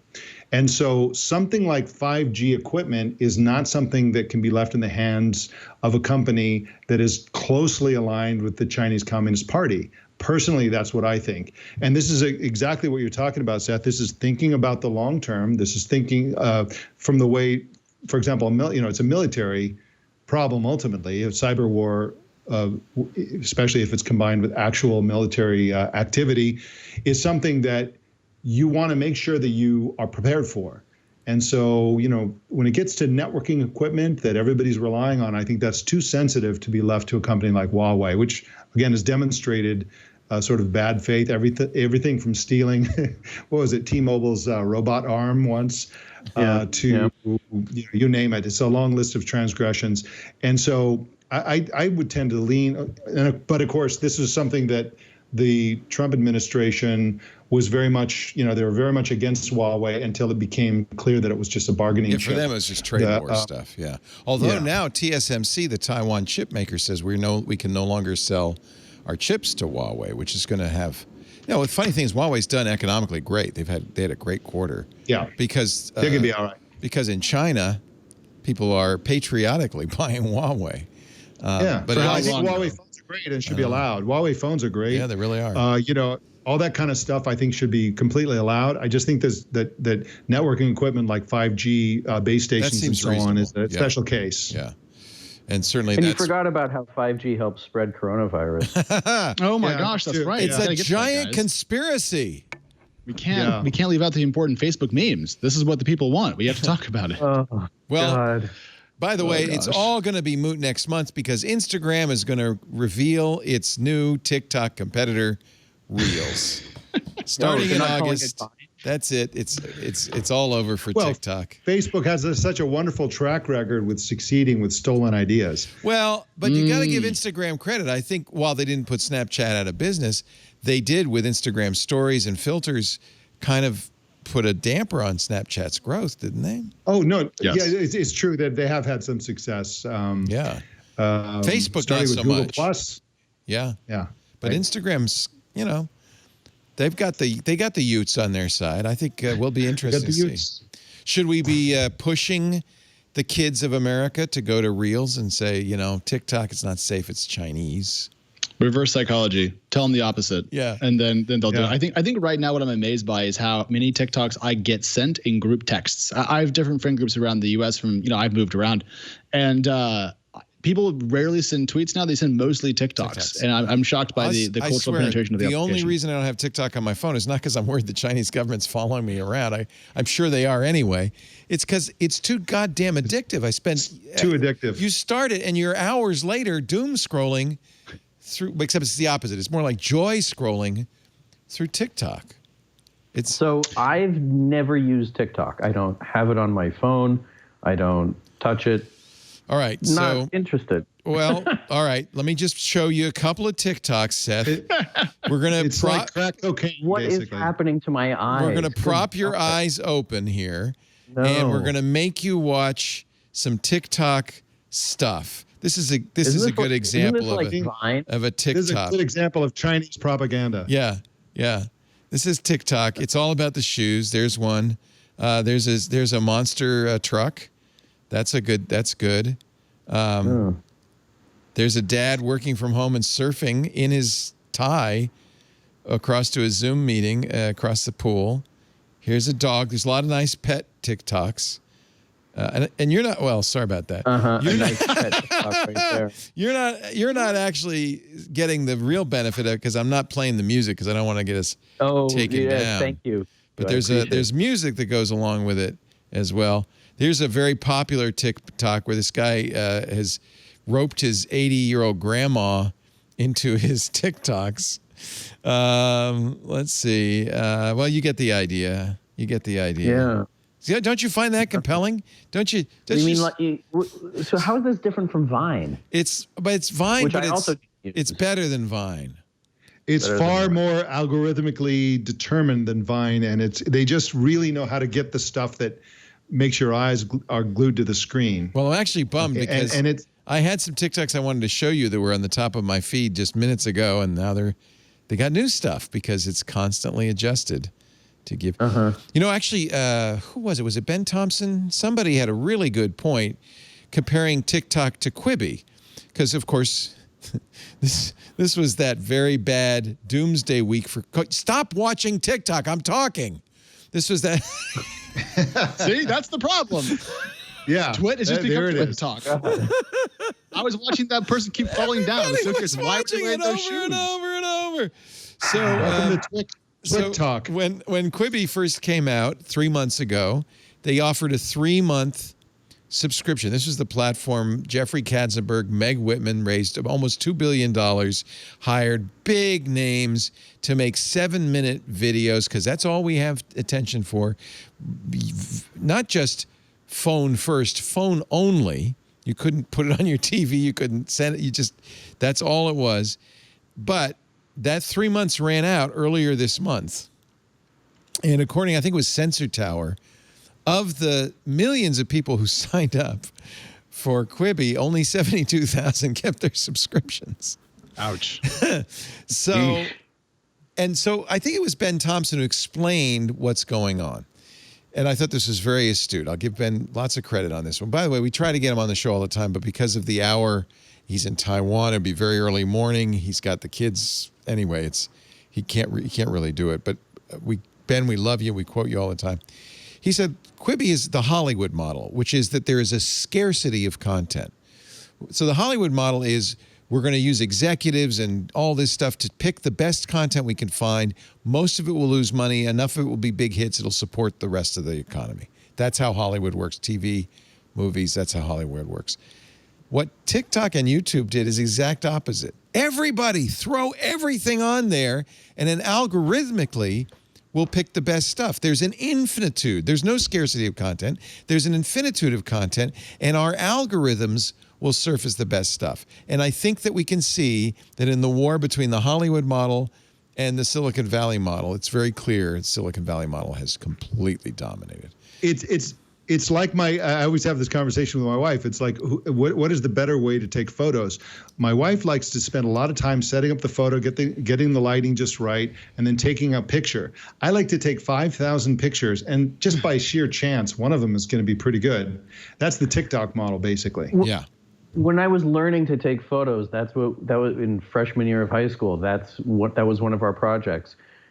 Go out, take a point and shoot camera, a disposable one, and shoot 3 rolls worth of film on it, and buy 3 of them, I guess, and shoot them, develop them, and the class will talk about your photos. And sure enough, like 1 per 36 shots was good. But that's called spray and pray. Yeah, right. There's a lot of praying on those clips from TikTok that you showed me. Yeah, you spray and you pray. I still don't get it. Oh, it just boggles my mind. Put it on there and try it. You'll never stop. It wastes so much time. I also killed Instagram for the same reason, but also because the ads were so effective that I kept buying things in the middle of the night that I ads are so good on Instagram. Regretted. Oh my God. Oh no. You know, Seth, you're in San Francisco, right? So you're in California. Yes. There are legal things you can purchase that would help you understand TikTok that you can consume. I'm just saying. Like what? That kind of thing. Like go down to the dispensary, pick up some. Yeah. I know it's a family show, so I'm being oblique, but I'm like, it'll help. I don't have those things. I mean, I grew up here, This I am very familiar with these things. I'm sorry that you struggle with these things in Rhode Island. Here's an Instagram purchase. It's not legal in Rhode Island? It's legal in Massachusetts, which is about 4 minutes away. Yeah, it's not very far. Yeah. Massachusetts. That's the beauty of Rhode Island. I used to live in 4 minutes Boston, away. So I'm aware how close you are to someplace else. As I grew up in Providence, once I realized as an adult that getting to Boston is like nothing, I got mad at my father. Why didn't you? He was a big baseball fan, And he would always say, "Oh, we can't go to the Red Sox games. It's too far away." And it's like, Dad, I drive farther to go to the city. It's crazy. This is called the hygiene hand. Oh, one of those things. I've seen them in ads, and I just scroll past. You don't watch enough. You don't do enough Instagram. You see, I can hook on. What? I can. Leo, what is this? It's called a hygiene hand. It's for COVID. It's made out of copper, actually brass, but there's copper in it. And you can go to the ATM machine. You never have to touch it, which is I don't like touching touch screens. You can press elevator buttons. You can press walk buttons. And the hook is very handy for grabbing things. This is the first time in my entire life Leo, that's too nerdy for me. I've never said that before on any Twitch show, but I think that's finally too much. So speaking about COVID, I've got an actual serious question that I've been wondering, and I've been digging around online, and I can't find a reasonable answer except for one thing, which I'll hold off on saying because I want to hear what you guys think. Why is it that tech companies, especially Apple and Google and Samsung, aren't pushing contactless payments like it's the thing that everybody's got to have? Well, Apple is. Apple is. In fact, I strap on my Apple Watch before I go to the grocery store because I can just wave it at the payment thing. Yeah. No, and Apple wants everybody to do this, COVID or not. That's they're pushing that hard. But but I'm not seeing the same kind of pressure from other companies that do have NFC and Android phones. Google has no attention span. I have no desire to pull out my credit card or cash ever again. You don't wear an Apple Watch though. You could use your phone, I guess. Yeah. Yeah, I just use my phone. I'm happy using my phone. But I have no desire to deal with cards or cash, as little as possible. I don't. And yet I don't see ads for this. I don't see people, really sort of pushing it. Even here in San Francisco, when I go out to buy something, not every place has it. It's crazy. It's really just, it seems like so Costco, obvious for reducing the risk of infections. I went to a Costco in California somewhere, and they had a perfect solution. Basically, the protocol was you get out of the car and you insert your Costco card into the gas tank to get gas. Then you get back in your car. Then they have full service. So the attendant touches only the gas stuff. So you touch your stuff and they touch their stuff, and you never touch the same stuff. Yeah, that worked. Right. I get so masked up before I go to a gas station, and I get hygiene hand, everything, because I don't want to touch anything. Right. I feel like that's the most dangerous thing I do. So so it's not that people don't have that on their devices. I mean, like I do know people who have phones that don't have NFC or have older iPhones. Touchless has never worked at the gas station. I have to point out they have the little fish and the thing, and it never works. It works on my phone, so I can sit on my motorcycle, take out my phone, reach over, touch the contactless payment on the pump, and start filling up. But the problem I'm talking about is that not enough endpoints have it. So you're not seeing it in restaurants, which should be using it. We're not seeing it in stores, which should be using it. Yeah. And I don't know if and what I think is that back when we started using chip cards. The U.S. was very slow to adopt because credit card companies were blocking the adoption of those cards because stores didn't want to pay for new readers, and so they didn't want to pay for them either. And whoever was going to bear the cost wasn't going to step up. Eventually, we got chip and signature, which was not chip and pin, and I'm wondering if it's a similar. Stopping point here where we know the technology exists. We know that some stores have it and others don't, but it's not enough of them. And there needs to be this push to really get it out into as many places as possible. It seems like a no-brainer, but it's not happening. Let's take It's also a nice. Go ahead. Yeah, I was just going to say, Leo, it's also a nice intro to the Amazon store concept. When we get back, because that's also in fact, they're expanding it in an interesting way, which we'll talk about in just a second. But first, a word from our sponsor. Mike Elgan is here. Seth Rosenblatt. It's great to have Alex Wilhelm. What a panel. Smart, funny, and damn good looking. Our show today brought I don't That's include you, Mike. myself in any of this. Our show today brought to you by Zendesk. You know the name Zendesk. It's a service-first CRM company that builds software designed to improve customer relationships. We know things are a little weird right now, making it hard to keep up with what matters most, your customers. Customers don't go away, and Zendesk is here to help. They're offering, this is a fantastic deal, a 6-month complimentary remote support bundle. This is for free for 6 months.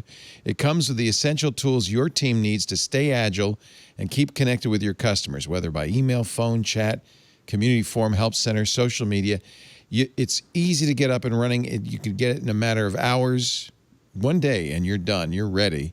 Zendesk was built on a very simple concept to make customer service software that's easy to use and accessible to everyone with a single dynamic help desk interface.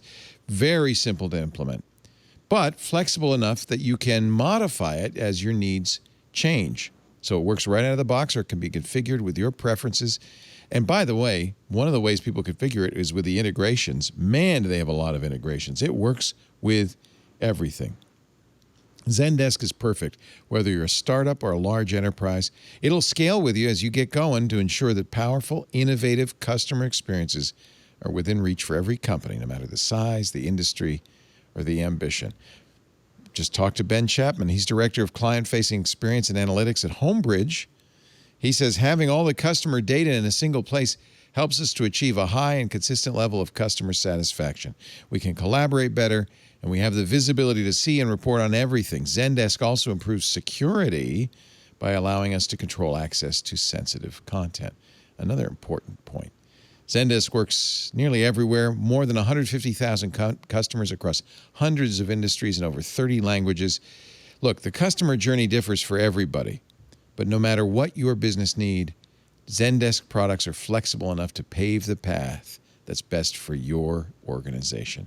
Simple enough. Go to zendesk.com/twit to get a 6-month remote support bundle, Zendesk, zendesk.com/twit. We thank them so much for their support of This Week in Tech. I do not talk much on the shows, just a little bit I have, about the Earn It Act, which was this backhanded way to get rid of end-to-end encryption by tying it to your Section 230 protections, or the new, much more blatant act to eliminate encryption called LAED, or LAED, the Lawful Access to Encrypted Data Act. Both cases that they're intended to eliminate encryption, but the reason I don't spend a lot of time talking about it is I don't feel like they're very likely to get passed, or am I just completely wrong? Seth, you're probably right about these. Yeah. Should I be worried about either of these? Earn It seems to have been kind of decapitated in committee. It seems to have been. It also, wasn't until it was. Right. I think one of the problems is that these laws which face uncertain opposition. It's not really clear who's opposing them except for the usual suspects in Congress who fight these kinds of things. People like Ron Wyden, right? Yeah. Yeah. And what feels more dangerous this time about Earn It, and I don't know whether to call it LEAD or LAED or whatever, is that they're tying it to the prosecution. It depends if it's present tense or past tense. Yeah, right. They're tying it to the prosecution of CSAM, of child sexual abuse material. Right, because assault. Think of the children. You never go wrong by saying, think of the children. Who's in favor of child sex abuse? Not me.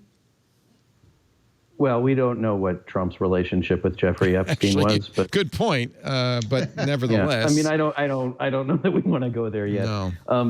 But the point being is that these bills are they out of committee? Did they get voted on? Earn It is out of committee, I'm pretty sure. Yeah, they were supposed to vote on it a couple of weeks ago, but I didn't hear anything. Yeah. I think they voted it out of committee and it's moving to the full Senate floor, but it was also just before it got voted out of committee, a manager's bill was a rider or something was attached to it, and so it's now far more diluted than it was. They took out, for instance, they took out the penalties. They just said, right. They just said, you better, better do it right. So but what we saw is if everyone remembers SOPA or PIPA and PIPA, those were fought against and defeated. SESTA and FOSTA, which was sort of the next turn of the screw of those, did get through. Yeah. And when you read the accounts by adult sex workers, they have been harmed by those bills, not helped. Earn It is really, or at least as it was really bad. LAED is just a straight up attempt to force backdoor access. And that's not going to end well ever, because encryption is simply math. And if you think of it, I don't know if you guys have seen these face masks that have been going around that have a hole in the middle, so you can. It's easy to breathe. Really, you can fit your straw. You can fit. It's good. Your e-cigarette or whatever. Yeah. Also terrible for coronavirus. So I tell people that these bills are what they want to do by mandating a backdoor and encryption is like wearing a mask with a hole in the middle. It's not really going to be effective because at some point something's going to get through it. The math's out there. Yeah. So, but what it will do is keep Apple and Facebook and Google from providing end-to-end encryption of any kind.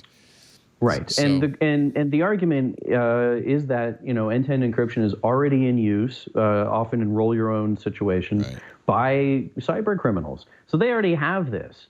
You're not really doing anything more to get at them when you're using encryption that's been intentionally backdoored. My real question is, the reason I don't talk about it a lot is I just feel like is this security theater, or is there actually a chance? I think there might be a chance it'd get out of the Senate. Both of them are Senate bills, but I don't think it'll get out of the House. So do we want to risk it? I mean, I think there've been enough bad tech legislation that's gotten through Congress and signed. Are they going to wait till we're all busy, worried about something else, and just kind of sneak it out? Like a pandemic? I mean, right. That seems likely to me. And another issue, and one that I feel is really important and not being discussed enough, is that CSAM is a serious problem online. It's definitely something that needs to be addressed more and better by tech companies. And for too long, it hasn't been. And part of the problem here is that now the anti-encryption groups have a very compelling argument that CSAM needs to be stopped. Everybody agrees with that. And Wyden actually proposed a bill to sort of counter Earn It that would increase funding to national organizations for prosecuting CSAM, for tracking down these people, for throwing them in jail, and for getting aid to the victims. Unfortunately, it doesn't have a clever acronym, so I can't remember it at the moment. But it's one of those things where this is a bill that may actually help prevent CSAM, and it's not being discussed, and it's not being talked about by other news organizations anywhere near as much as it should. Every time we talk about Earn It, we should be talking about this other bill, because the idea that stopping CSAM is going to happen when you poke a hole in encryption is just silly. It's not how it works. And to follow along on Mike, on your contention that it's the secret stuff you got to worry more about. Mm-hmm. I didn't even know this. Thank you, Seth, for putting this story in the rundown. Apparently, the president has issued what's called a presidential finding, a.k.a. a secret authorization, to give the CIA more sweeping powers in their international operations, who it targets, undoing a lot of restrictions that have been placed in by other administrations, previous administrations.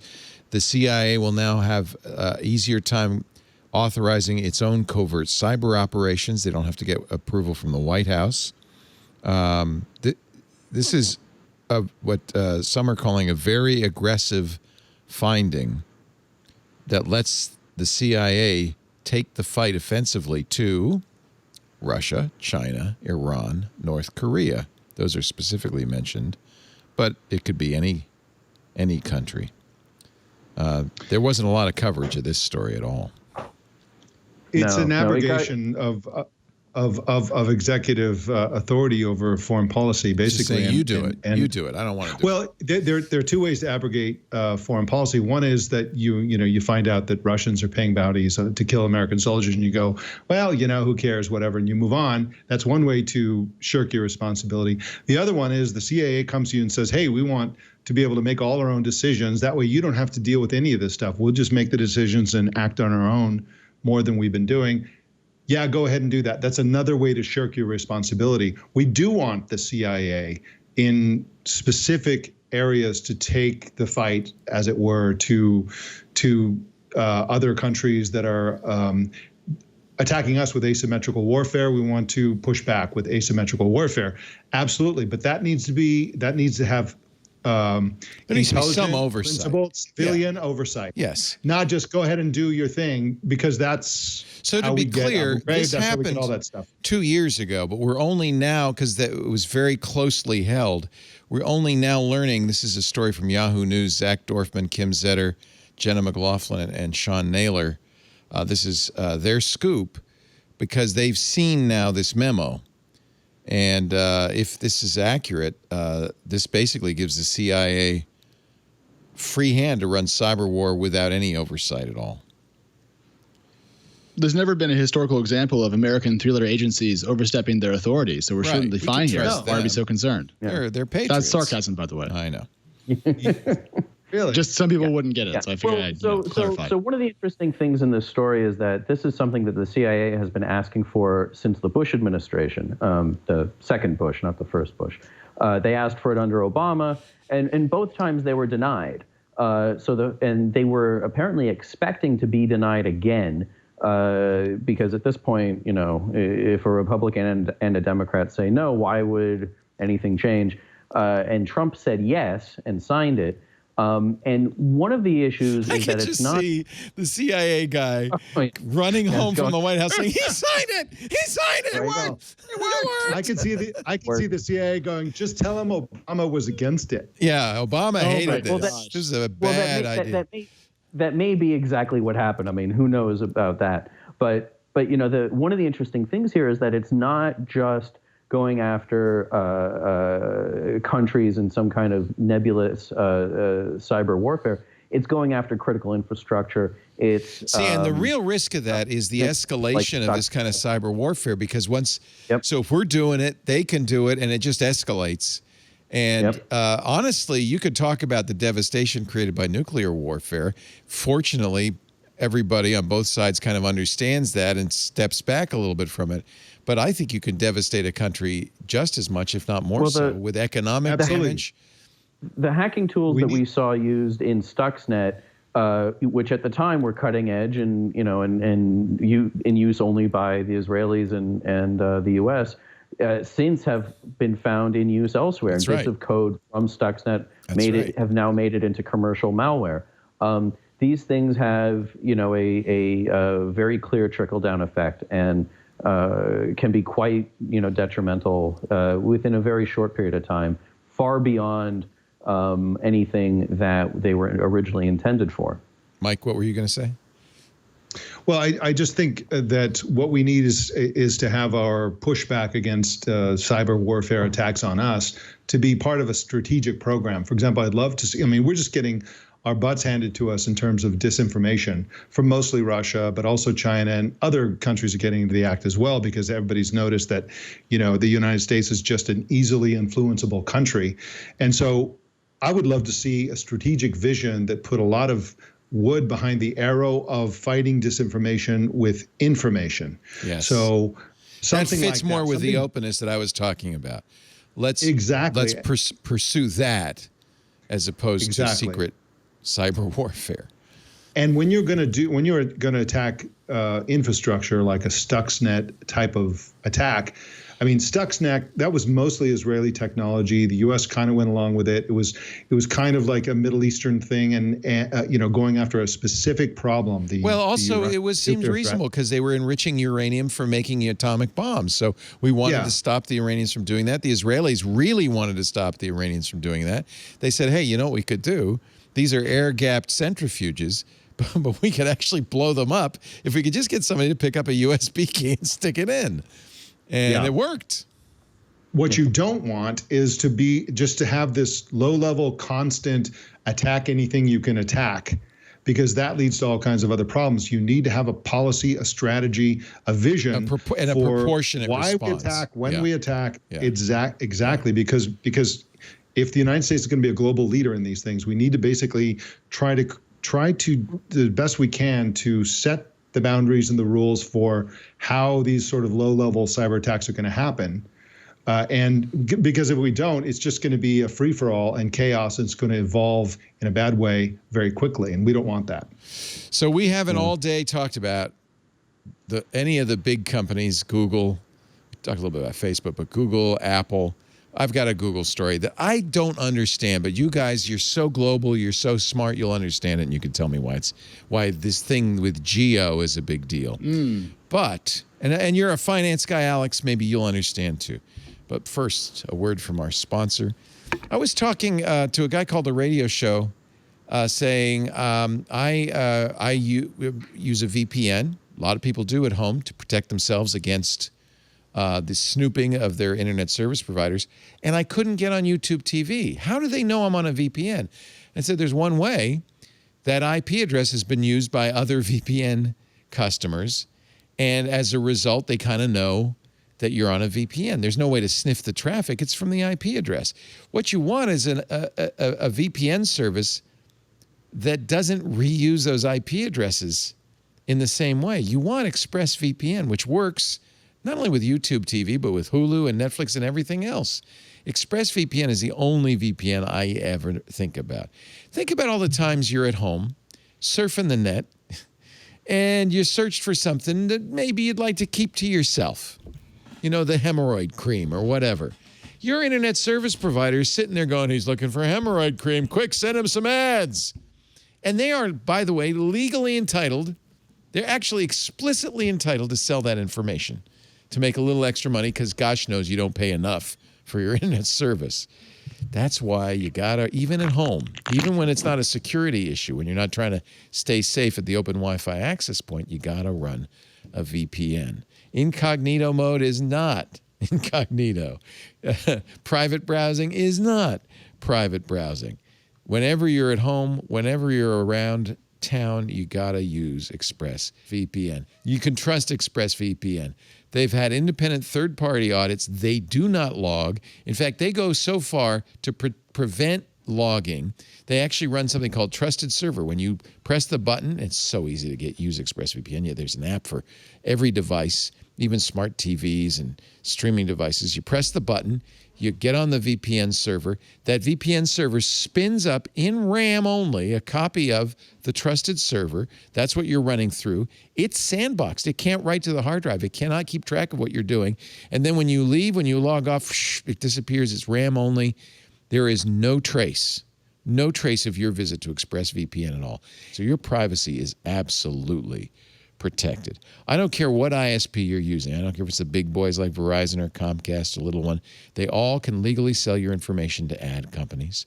ExpressVPN keeps them from snooping on you. It reroutes your internet connection, your DNS, everything through their secure servers. The ISPs can't see the sites you visit. It's all encrypted with the best encryption available. And by the way, you can leave it on because the other thing ExpressVPN is awesome, and this is because they're a really good company. They have so many servers that they're fast. You can watch HD video. You can watch Netflix. I will go to England to watch Doctor Who on Netflix in England, and it doesn't slow down. You can watch it in HD. Very few VPN providers can say that. So much so that I just leave it on. I don't even know it's on. Sometimes I'm surprised. I go, oh, wait a minute, my VPN's on. I apparently I'm emerging on the internet from Belarus. I didn't know that. Sorry about that. All the devices you use, all of the places you go, ExpressVPN is the way to protect your privacy, to protect your security, to expand the TV shows you can watch, to eliminate geographic restrictions, protect your online activity today. It's the #1 VPN. Not just me. I'm not the only one. CNET said it. Wired said it. If you look at the webpage, you'll see lots of other places rated very highly everywhere. Protect your online activity today. ExpressVPN.com/twit. Go to ExpressVPN.com/twit. The best deal, you'll get an extra 3 months when you sign up for a 1-year package that gets it down to about $7 a month, a little less. That's the beauty of ExpressVPN. They charge a reasonable amount. I think it's a very fair amount, and that's how they can do it so well. ExpressVPN.com/twit. Thank you very much for your support, ExpressVPN, and for keeping us safe. So, Leo, I'd like to second what you said, and I'm glad you emphasized a couple of points because it's not often emphasized. VPNs have limited capacity, and everybody's suddenly working from home, and some of the lesser VPNs are just groaning under the strain. Yeah.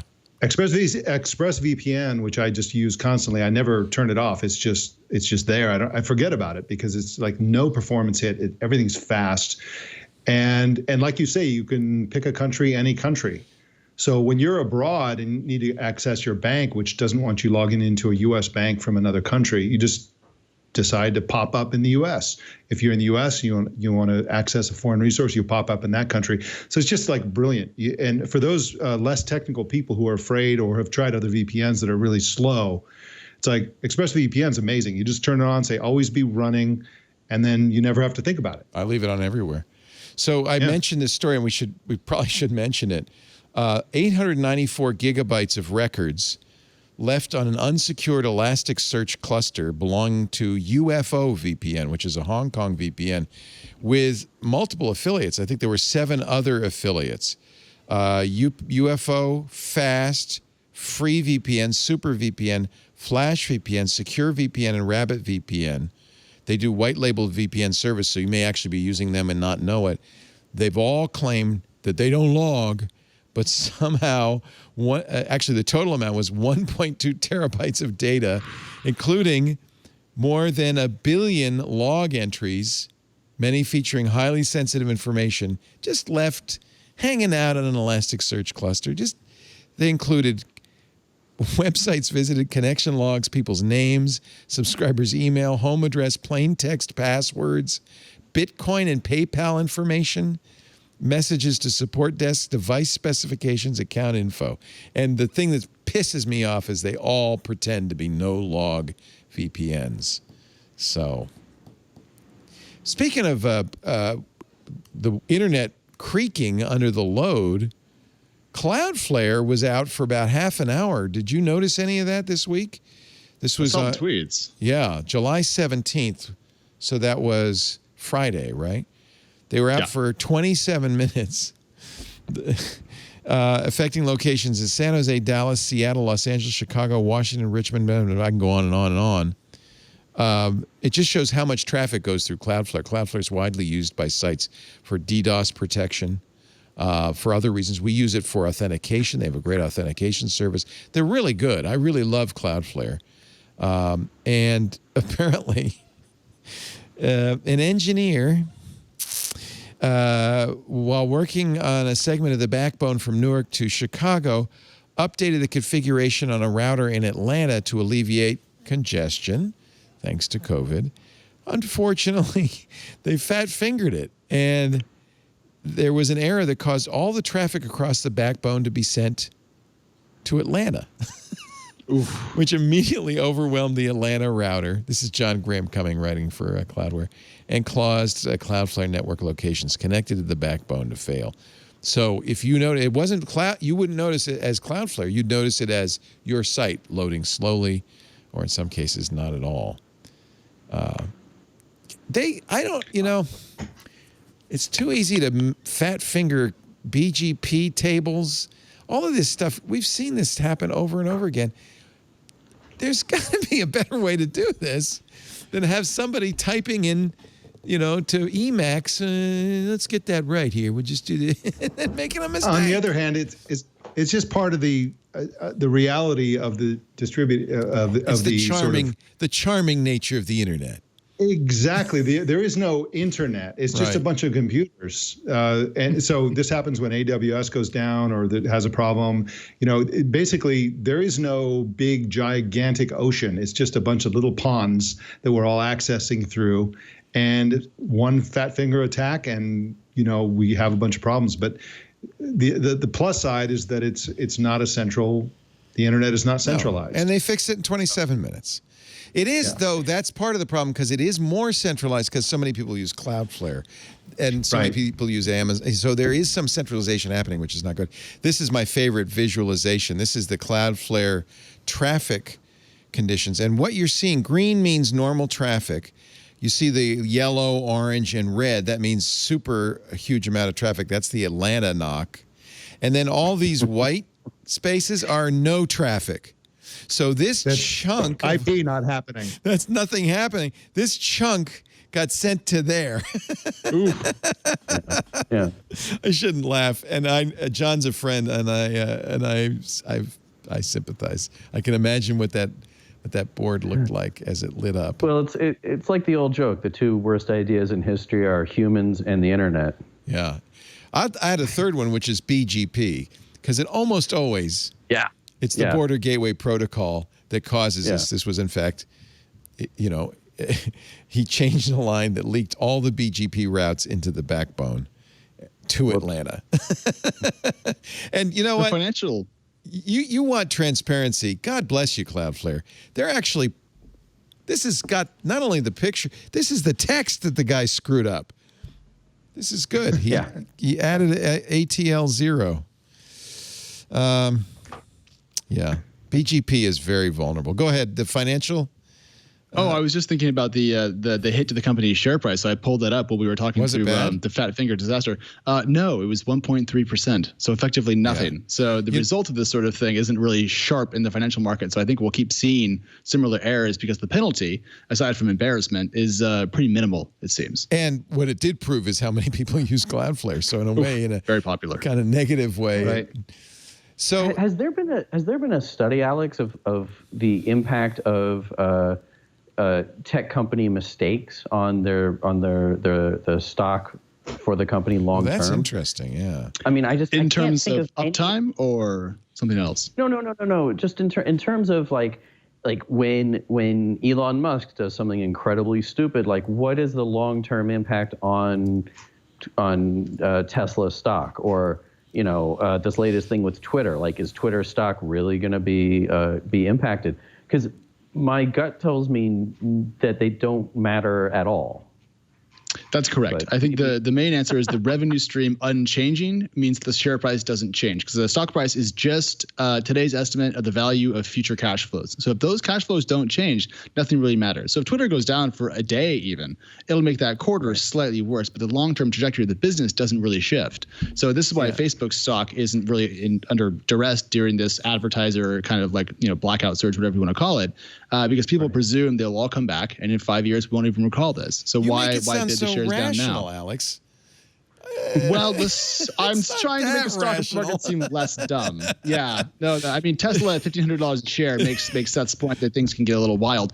But I mean, I think that investors tend to look at short-term downtime as that short-term downtime, as opposed to a long financial change. Yeah, but there are also investors are also emotional, especially more so than ever right now. And so sometimes they react adversely to something that doesn't seem like it's going to hit the bottom line particularly. But I agree with that. But also they do the opposite. Sometimes they overpay for things like Tesla. Not giving investment advice, but if you are a fundamentals minded investor, it's an interesting share price to try to deduce the reasons behind. And I think the real reasons are optimism and retail investors. So but remember for a long time, Amazon's P to E was in the hundreds, wasn't it? Yeah. It was abnormally high, and a lot of people said, "Well, you see, those are stupid people." I don't think anybody got hurt by an Amazon stock.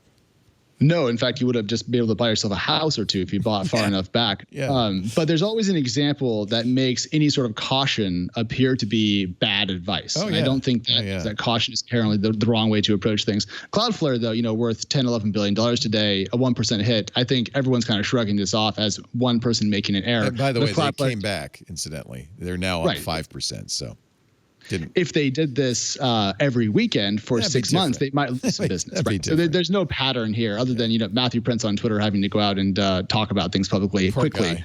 Constantly. Assuage the nerves. Constantly. Yeah, see, now maybe I was stupid, but I thought, dumb me, that the COVID crisis, that the shutting down of Main Street America, that the bankruptcy, that the millions of people unemployed, the bread lines, I thought that'll probably hit the stock market. So I got out of the stock market back in, I think, February or March. That was a dumb move. I guess I was too cautious. Who knew? Bread lines, Leo. People are lining up for bread. It's good news. Buy bread stock. I do find it very funny as a markets observer lately that every time there's a rumor of a vaccine somewhere out in the future, shares just surge. People really are bullish about America. Yep. And whenever there's a 1.3 million new unemployed this week, the stock market goes, it's gonna be fine. I've lost my ability to kind of figure out what's going on. So I'm just sitting back, with the metaphorical martini watching. Yeah. Yeah, well, I am now in a pile of cash and a big tax bill. That's me. You played yourself, Leo. I did. I played myself. This way I don't have to look at the returns all the time. And I should mention, just to reassure everybody, I never buy individual stocks because I'm not smart enough to do that. I buy the dumbest. I buy index stocks. I buy the dumbest thing I could buy, so I don't have any dog in this hunt. So, having established my pro bonos, my bona fides, or some Latin phrase, in terms of investing, I am puzzled, and I don't even know if it's a big story, but Google just bought a big chunk, a giant chunk, and they're not the only American company to do so, in Jio, J-I-O, which is, I think, the most valuable company in India, right? Reliance. Well, the owner is the richest person in India, Mukesh Ambani, and so this is a company that is really, it's like a 4-year-old company or something like that, and they're just kicking butt in terms of offering what the Indian market really, really wants, which is reasonably good quality, very low priced internet connectivity, and they're just a rocket ship. And so Facebook invested in them. A bunch of American companies did. Now Google is. But to me, the most interesting thing is that they're actually going to work with Google to develop an presumably India-specific version of Android that will facilitate the low-cost distribution of a version of Android that does access the Play Store and does support 5G. So this is actually probably a very good thing for the Indian market. It's not the investment, because they got plenty of investment. It's the partnership with Google that will result in a better version of Android. So Reliance Industries, which is India's most highly valued firm, 10% now owned by Facebook. They put in $5.7 billion in April.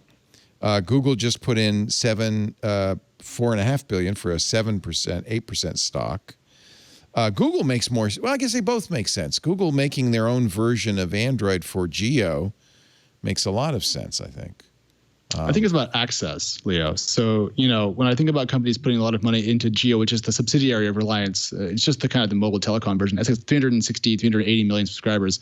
If you want to have access to the Indian market because you think that you need to keep growing your revenues globally, having a stake and therefore maybe a bit of a say or some protection from the most important wireless carrier is critical, especially after Facebook pulled the trigger on its deal back in April. Now everyone's scrambling to put money into the company. It's not just these two groups. It's many other people trying to get a piece of this for two reasons: upside, and then, of course, access. I mean, if Facebook is not going to play particularly fair in India, if it can use its ownership to box out rivals, so not everyone has to have a piece for safety. Also, we spent a lot of this show talking about China and the lack of access to that market. Well, India's 1.3 billion people, and so you probably want to make sure you have a big open door to all of those folks. And so it's about access, it's about partnerships, it's about money as well. It's probably the most interesting story in tech today that isn't a crisis. I feel like everything else we talk about is about a crisis. This is just the world. Yeah.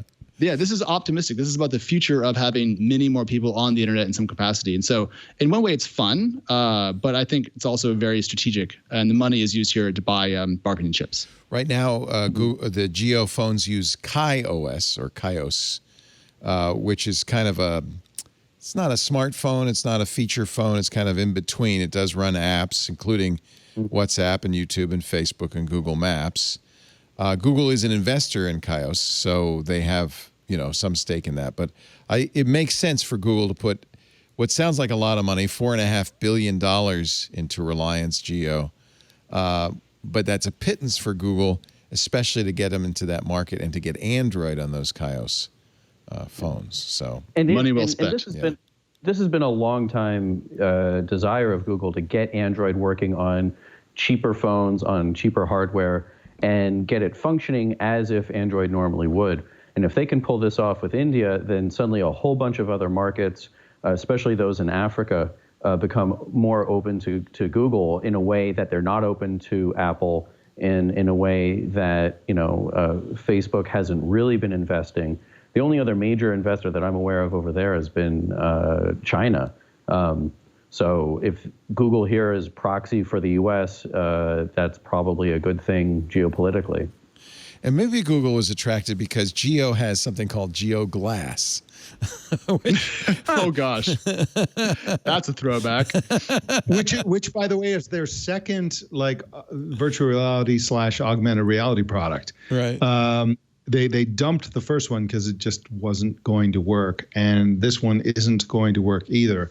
But it's clear that they have a lot of money to throw around because of all the investment, and it's clear that they know what is true, which is that augmented reality, virtual reality, etc., is going to be gigantic, including in India. Yeah. Walmart, also a big investor in an Indian company. I think a lot of American companies see this as a big growth opportunity. So thank you for explaining that, Alex. I now understand. It's a cool moment, Leo. I'm glad we're talking about the story on this show because I do think we have an American focus here in the U.S. and we forget that we are a relatively small country in terms of population compared to several. And so the stories that start over there could really impact us over here later on. So keep an eye on Geo if you're listening to the show. Apple joining a list of companies eliminating racist terms in their language. GitHub eliminated the master branch. The Linux kernel community has decided not to use blacklist, whitelist, master, and slave in their terms. They're going to replace them with, frankly, terms that are more descriptive. I mean, blacklist and whitelist isn't nearly as good as deny list and allow list. That makes a lot more sense. It tells you a lot more about what it is. We're just, and the thing is, we're so inured to it because we've used those terms for so long, we forget that they are offensive to a large portion of the world.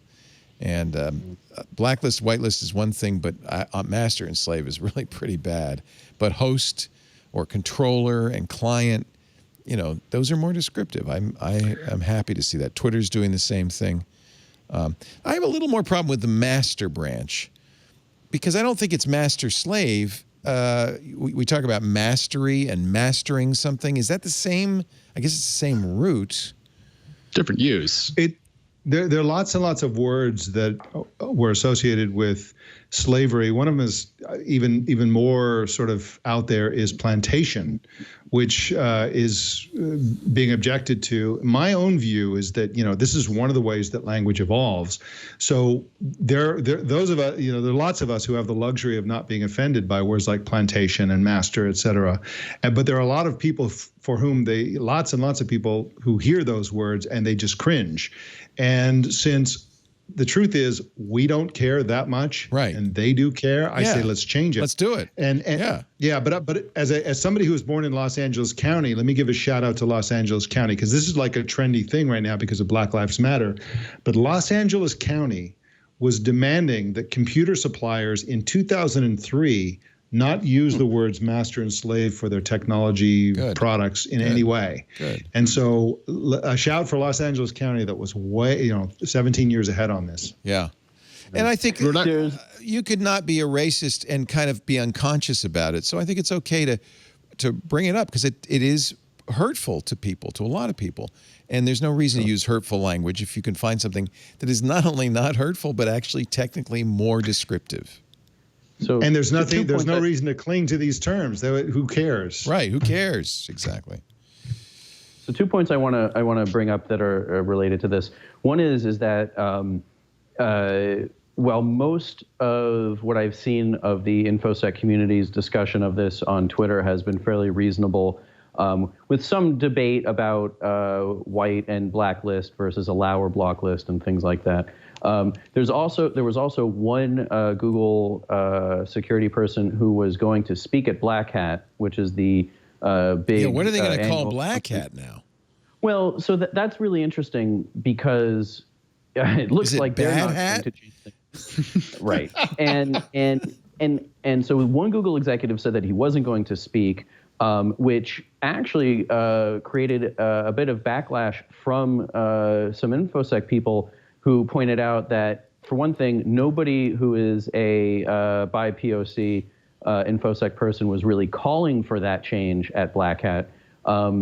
And for another, and really the bigger point is that while all this changing of terminology is important, and there are people who are arguing for it, what's really important is making sure that these tech companies start implementing much better diversity programs, have much better pay scales, yes. Right. And really, these HR departments that are protecting companies and preventing them from moving forward need to, get on the ball and really start diversifying these organizations and making them fair. It's not enough to just bring in by POC.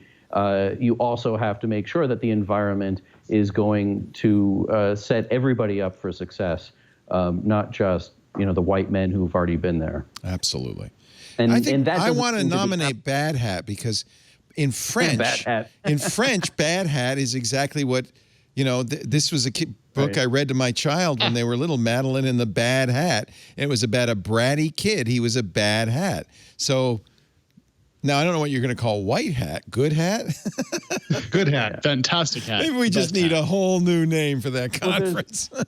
I mean, the idea of white and black as bad and good. That's really good and bad. That's goes bad. Back much further, I think, than does it? Yeah. It doesn't have race origins. It has more to do with like the darkness of night, and yes. It was a black and stormy night, and et cetera. But it doesn't matter because words have connotations. Words imply things. Power. Words have power. Yeah. I just wonder what they're thinking at Red Hat.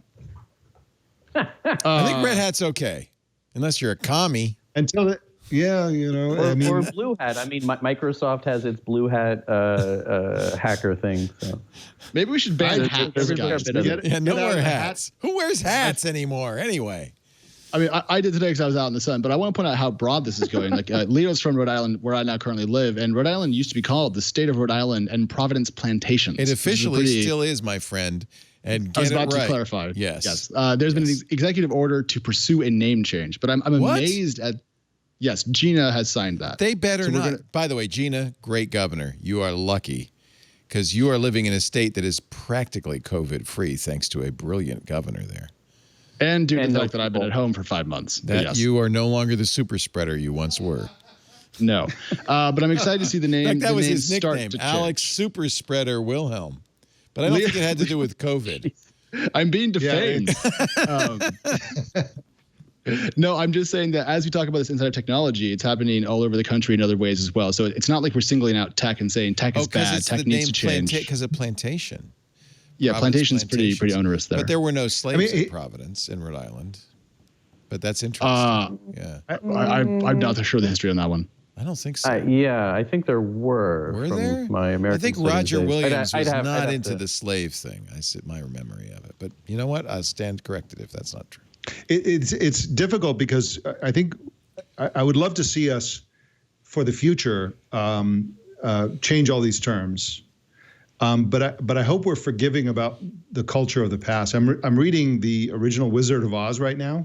Yes, and and in this book, which was written, published in 1901. Are you reading that like to Princess Squishy Face, or is this for your own? I started to, but she really likes the movie better, and she's bothered by the differences. So I kind of backed off on reading it to her. Maybe in the future I will.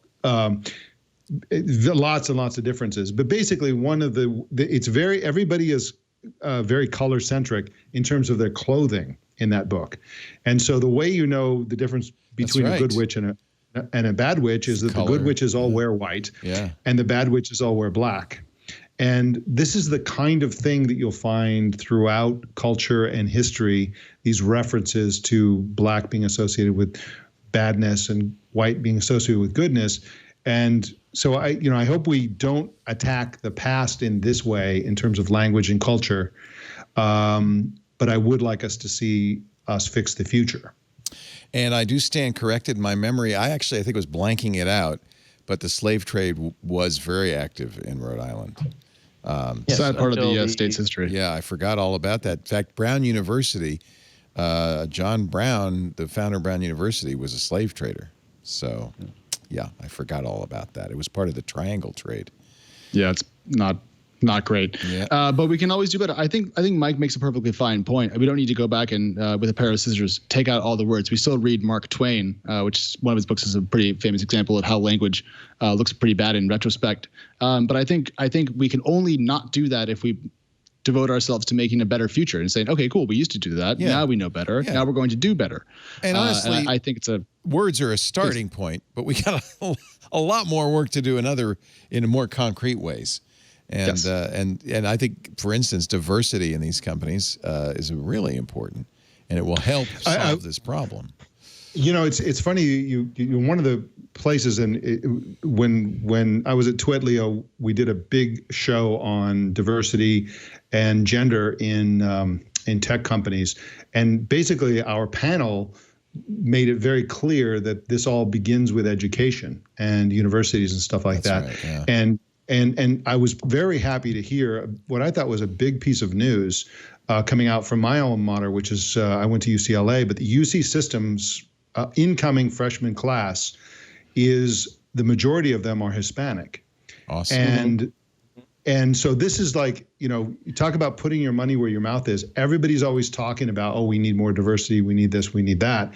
The California State University system exists as a place to give a high quality university education to Californians who, for one reason or other, are being denied that education elsewhere. And in fact, in terms of the college age population in California, the majority is Hispanic now. And for the University of California to represent that majority, they don't quite meet the same percentage as the population itself, but they're approaching it. That's a huge deal. And I hope that is also reflected in engineering schools as well, because one of the we talk about who's underrepresented, who's overrepresented in technology. Probably one of the biggest groups that's underrepresented is Hispanics in technology. I agree. Yeah. And so I think this is a big deal. And technology industry, Silicon Valley, it can be done. You can do this. Look at the University of California. It's just a matter of time. It might have already happened before California. In California, anyway, whites are a minority. I don't know if it's happened yet, but I know it's demographically soon. Not that bothers me in the least, honestly. Let's take a little break. When we come back, we're going to say farewell to a friend of the network and a friend of Geeks Everywhere. But first, a word from our sponsor, the people who buy us this beautiful studio, the LastPass Studios. Of course, our friends at LastPass, keeping us safe for more than a decade. In fact, it's exactly a decade ago that Steve Gibson... So I've been using LastPass for a few years. And I've been singing its praises to Steve Gibson. And it was exactly 10 years ago that he talked to Joe Segrist, the creator of LastPass. Joe showed him the code, explained what they did, and Steve was super impressed. Did a whole show on it, a whole Security Now on it, and started using it. Steve's been using it ever since for a decade. Because it's done right. It's secure. It's done right. We started using LastPass Enterprise in the business because we realized all well and good if people who work here know about security and password, but we have a lot of people in the business office and others who maybe don't have the same understanding, or maybe reusing passwords, or maybe putting passwords on Post-it notes on their screen. And those people have, by virtue of their job, access to our most important data, our, everything, our websites, our databases, our bank accounts. So we decided, we better use LastPass at work. It is a challenging time for your IT department. Very big job right now. There's more devices. People are bringing their own. There's more applications, and people are going home to work. So they're not even working on your company network anymore. Add that to new threats, new regulations. Strong security has gotten harder than ever. Fortunately, LastPass is here to be your partner, to provide your IT with strong security, both easy to use and easy to manage. Both are important. If employees don't like LastPass, if they don't find it easy, then there's no point in using it. They do. They love it. If IT can't manage it and get centralized control, then you're not doing the security job you need to. LastPass secures every entry point from shadow IT to apps to mobile and cloud services. The key here is their access solutions give you, the IT department, visibility and control over every access point to your organization. With employees using their own devices, their own phones, they're at home, suddenly you lose track of who's using what where. But LastPass Identity solves this. It offers a simple integrated view across every access and authentication task, so you can see who's accessing what, when they're accessing it, where they are. That's the information you need to keep your stuff safe.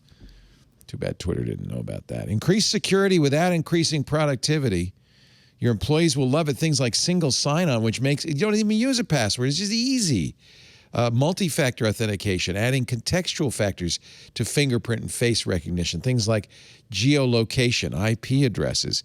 Reduces friction and prevents threats better. It's kind of the holy grail in security. More convenient and more secure? Is that even possible? It is. And of course, passwords, which are the #1 vulnerability in the world right now. LastPass's password management is the best. It secures all those passwords, generates them. You don't have to think about it. It lets employees do their work securely, whether they're in the office or working from home. When employees want to share passwords, they don't have to make phone calls, send emails with your password in it, text messages. LastPass has secure password sharing built right in. And of course, I don't need to say it, but LastPass follows the best security practices, 256 AES encryption. They never transmit the password back to LastPass. They don't know your password. Only you do. Data is only decrypted on your devices. And by the way, every device, everywhere you want to be, Android, iOS, Mac, Windows, Linux, every browser. It is the best. It's what I use. It's what Steve uses. It's what we've recommended for years. Secure your business, plus give your IT department the tools they need to keep your business safe. Visit lastpass.com/twit to find out how they can help your business stay productive and secure, no matter where your employees are working from. lastpass.com/twit. We thank them so much for their support of This Week in Tech and the studio naming rights. I feel like we're a football stadium or something. It's kind of a shock. And I was very sad to see Grant Imahara, who was just, if you watched Mythbusters, of course, you know how great Grant was, passed away suddenly from an aneurysm at the age of 49. I will never forget Grant coming to the Brick House back in 2013 for a triangulation episode. First thing I knew is people were going, Grant Imahara is here. It's Grant Imahara. But he was so unassuming, so sweet, so normal. He was friendly. He said hi to everybody. I didn't get to do the interview. I was jealous because Ayaz Akhtar got to do the interview. But I did get to talk to Grant, and everybody just was so impressed by him. He was such a sweet guy, and it's such a loss to the geek community. He was a professional engineer. I did not know this. I probably should. But he rebuilt R2-D2 for the prequels and was one of 3 operators during the movies. He was amazing. He built the the robot that Craig Ferguson used? Jeff Peterson? Who's that? The robot's name was Jeff Peterson? That's a pretty mundane name for a robot. Yeah, Jeff, the robot that Craig Ferguson, GEO. Oh well, that makes it all the better. Jeff Peterson. Anyway, Grant Imahara, surprise, shocking, passed away at the age of 49. A really talented electrical engineer, roboticist, and of course, mythbuster. He will be missed. I don't want to end with such a sad note. Oh, I could play a promo. That'll cheer us up. I forgot all about it. A little movie celebrating the week. A little promo to cheer everyone up. A little promo cheers me up. I don't know about you. Dvorak always said it was a house ad. Previously on Twit. Happy birthday to Jeff Jarvis. Oh, my God. It's a giant taco cake. Taco cake. Windows Weekly. We are really stuck on the Windows side with a compatibility problem that we can't get past because its business customers rely on stuff from the 1980s or 90s or whatever it is. They just can't do it. And that is a problem ARM does not solve. Tech News Weekly. Twitter experienced its worst hijacking to date. What was interesting about this was that it was so big. I mean, it was like so many different high-profile accounts that it immediately seemed like an inside job. Hands-on tech. I am going to show you my favorite dock for the Mac. It's the CalDigit Thunderbolt Station 3 Plus, and it is incredible. This Week in Google. Instead of having one of those Amazon grab-and-go stores near you, what if every store had an Amazon grab-and-go shopping cart? It's called a dash cart. You don't have to scan things. You just throw them in. When you are done shopping, you take the cart through a special lane. It's just like fast track for your shopping, and you're done. Twit. For help with the technology addiction problem, call 1-800-TWIT. I don't like these kind of masks because they make my ears stick out. And I don't like to look weird. That's what I wore to the grocery store. Actually, I look even weirder now because I have a dental 3D printed what they call a fitter that was 3D modeled by my face that holds the mask in place so that it's sealed. So now I look like I'm wearing a muzzle. I look like Hannibal Lecter. But I'm safe. So did you want to talk about that grab-and-go cart, Mike? I thought you mentioned that earlier. Well, yeah, it's very interesting because, of course, Amazon owns they own Whole Foods, which is a pretty big grocery chain store, and they're intending to sort of roll out their concept stores that include, originally they're called Amazon Go, which are tiny little markets where you just go in and you shoplift, and then they charge you anyway. You just grab whatever you want. That's an interesting take. Okay. And it's what's fascinating about it is that they have these carts that they basically have almost no capacity because almost all of the space of the cart is taken up. You saw how small that looked in the picture. Yeah. Yeah. They're so small, in fact, that their Woodland Hills, I think it is, store where they're going to roll this out near Los Angeles. They're going to offer both carts. So if you only want a couple of things, you can get the high-tech cart. But if you're going to get a normal shopping load, well, just get the old-fashioned thing and do the checkout the normal way. But their dash carts, they're called, actually allow you. The best part is they allow you to weigh the produce that you're buying in the cart. Oh, so they have scales. Yeah. So that's pretty cool. And you can't fill them too high, otherwise the cameras and all the sensors can't tell what you're buying. That's the whole point. You put some products in this cart and it says, "Oh, we know what you're buying. We know who you are. We'll just charge you for this stuff when you walk out." So it's kind of a cool concept, but I think that they have many years to go before this is kind of a mainstream thing they can roll out into all the Whole Foods.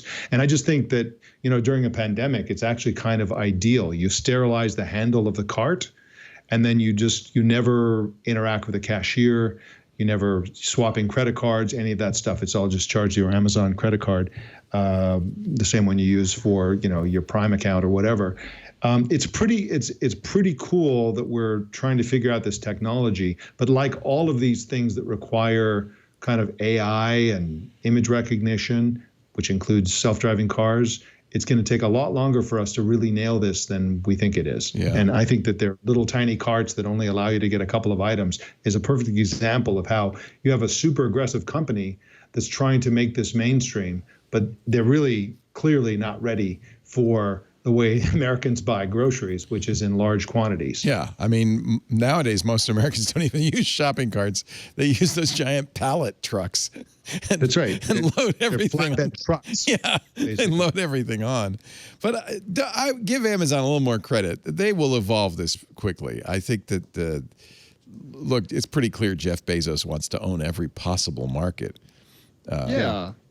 But we've all used the self-checkouts at Safeway or those name are a place that terrible. has self-checkouts. And they Used are the them once. worst thing in the world. Yeah, right. used them once. Yeah. And they're static. Yeah. This has to work on wheels, which means it has to have a connection and cameras that don't get blocked and so many things. This to me looks like, remember when Amazon showed off the drone deliveries that still haven't happened like 5 years ago and got an amazing press run out of that? This feels Was that like 5 that. years ago? Yeah, Charlie Rose. At least. Yeah, he got fooled. And it's terrible when you try to buy alcohol, just as as one point, because you still have to go interact with a cashier. Right. You So have if to you're prove trying to you're use 21. this to do anything that any normal adult would want to go do, except for our sober friends, it winds up being a bigger hurdle because you have to find a cashier. I think it's telling that Seth says, well, yeah, but you just can't buy alcohol.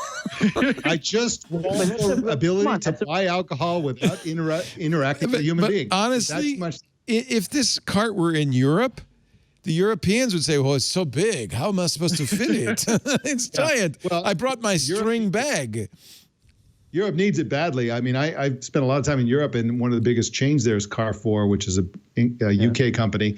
And in Carrefours, you have to actually wait in line to weigh your produce. Oh, that's silly. One item at a time. So if you buy 6 or 7 or 8 produce items, that's 6 or 7 or 8 times that you have to wait in line to weigh. Wait a minute. You can only weigh one thing at a time? Oh, no. I mean, you typically would. Like, you can't go with like a whole bunch of things. You get stink eye from people who are also waiting in line. So one item a line or less. Exactly. Then you go wait in line to check everything out. Oh, jeez, so it's a horribly, they would love They don't this, get grocery stores. Technology. No. But that's French because you're efficiency supposed with to British go out every chewing. night and carefully pick everything for that day's dinner.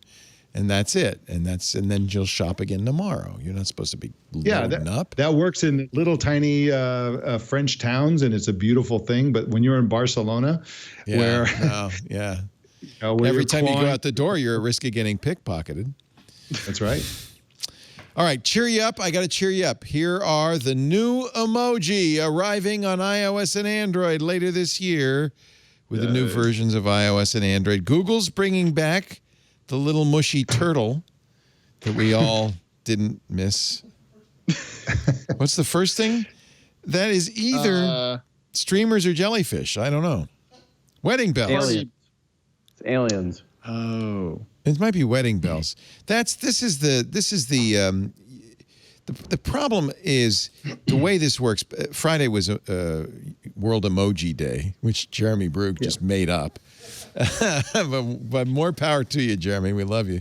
The problem is that every company, all the Unicode Consortium does is give you a description and a reference that nobody uses. Then every company draws their own. So these are Google's images. Like what is, I don't know. These are terrible. What is that? A tamale? But what the hell's in it? That's a tamale. But what's in it? It looks like Is it little a chocolate tamale? Beans. Google's artists are challenged. Maybe they don't go outside. They don't I go do like out. the hug, though. The Look hug's at Apple. nice. Yeah, the hugs, it's nice, except it's weirdly amorphous blue blobs that are hugging, not humans. Well, we're all out of shape because of COVID. That's They don't have actually any very accurate. fingers. So I like Apple's. When you go to Apple, now look how nice these are. Those lungs look like they really are lungs. And the tamale has actual tamale filling instead of, I don't know what, rat Circular droppings. things. Yeah. I'm worried about the beaver one. That's going to be used for a sexual reference. Look at this quarter. It says the crazy ones on it. Isn't that cool? Dodo bird, babushka doll, pinata, boomerang, a good-looking ninja. Yeah, the beaver. Love the beaver. Is the Italian one offensive? The hand gesture? The hand gesture, yeah. Hey. It's pinched fingers. What's suggestive about that? I don't know. I think every Italian hand gesture, every single one means your wife is sleeping around on you. I think that's pretty much they all mean the same thing, don't now they? it's offensive, Leo. you've just made it worse. The sign of the cuckold. Every one of them is the sign of the cuckold. There's the Google turtle. Wait, Leo. Even the boba tea is the sign of the cuckold. They all are. That's basically all Italians think about is my wife I think that's sleeping what's around in the on Google tamale. It's boba. It's a boba balls. tamale. Oh, I see. It's a boba tamale. They're using the same circular objects. The hell are the Google people? Oh, there's a boba. Yeah, they reuse the boba tea. By the way, I always thought these were like tapioca or something. They're cornstarch. That's disgusting. Okay. Yeah, it's horrible. That pinch is better. That looks like that's gourmet going. Yeah. Fantastico. Google's is better than Apple's. Yeah, Apple's really does look like... I don't want to say. The mushy turtle, though, is lovely. I love that turtle. Yeah, I'll use the turtle. Yeah. Mike, like don't make us think mascot. it's sexually suggestive. That'll just be upsetting to me. Yes, it is upsetting. Cute turtle. The last half hour of Twit is always so interesting. It's like conversation, and then Leo making Italian jokes. Your wife is sleeping around. I'd like to see the whole range of Italian hand gestures. The flicking below the chin. And all of I love it. I love it. By the way, I'm part Italian. I love Italians. If I could, I would be living in Italy. So I don't mean to say that in any way disparaging. I'll never forget, though, we were in Portofino, and we were trying to go from one town to another on a very thin road. And some guy in a truck was taking up too much of the road, and our driver stopped the car, got out of the car, slammed the door, and got in a fight with the driver of the truck in front of us. Like, that's going to fix the traffic jam. And there was a lot of this with the hands. It was a lot. It wasn't a fight, though. They don't usually fight. They argue and scream at each other. Oh, they were yelling. But you're right. There was no no punches thrown. We could use more argument in the U.S. because in the U.S. they tend to actually be fights where it's like you drag people out of the car and all that kind of stuff. That's what we do. We go passive aggressive until it's so suppressed for so long that all we could do is blow our stacks and kill somebody. When Amira and I were on a honeymoon, we were in Rome, and we called a cab. A cab came to the hotel, picked us up.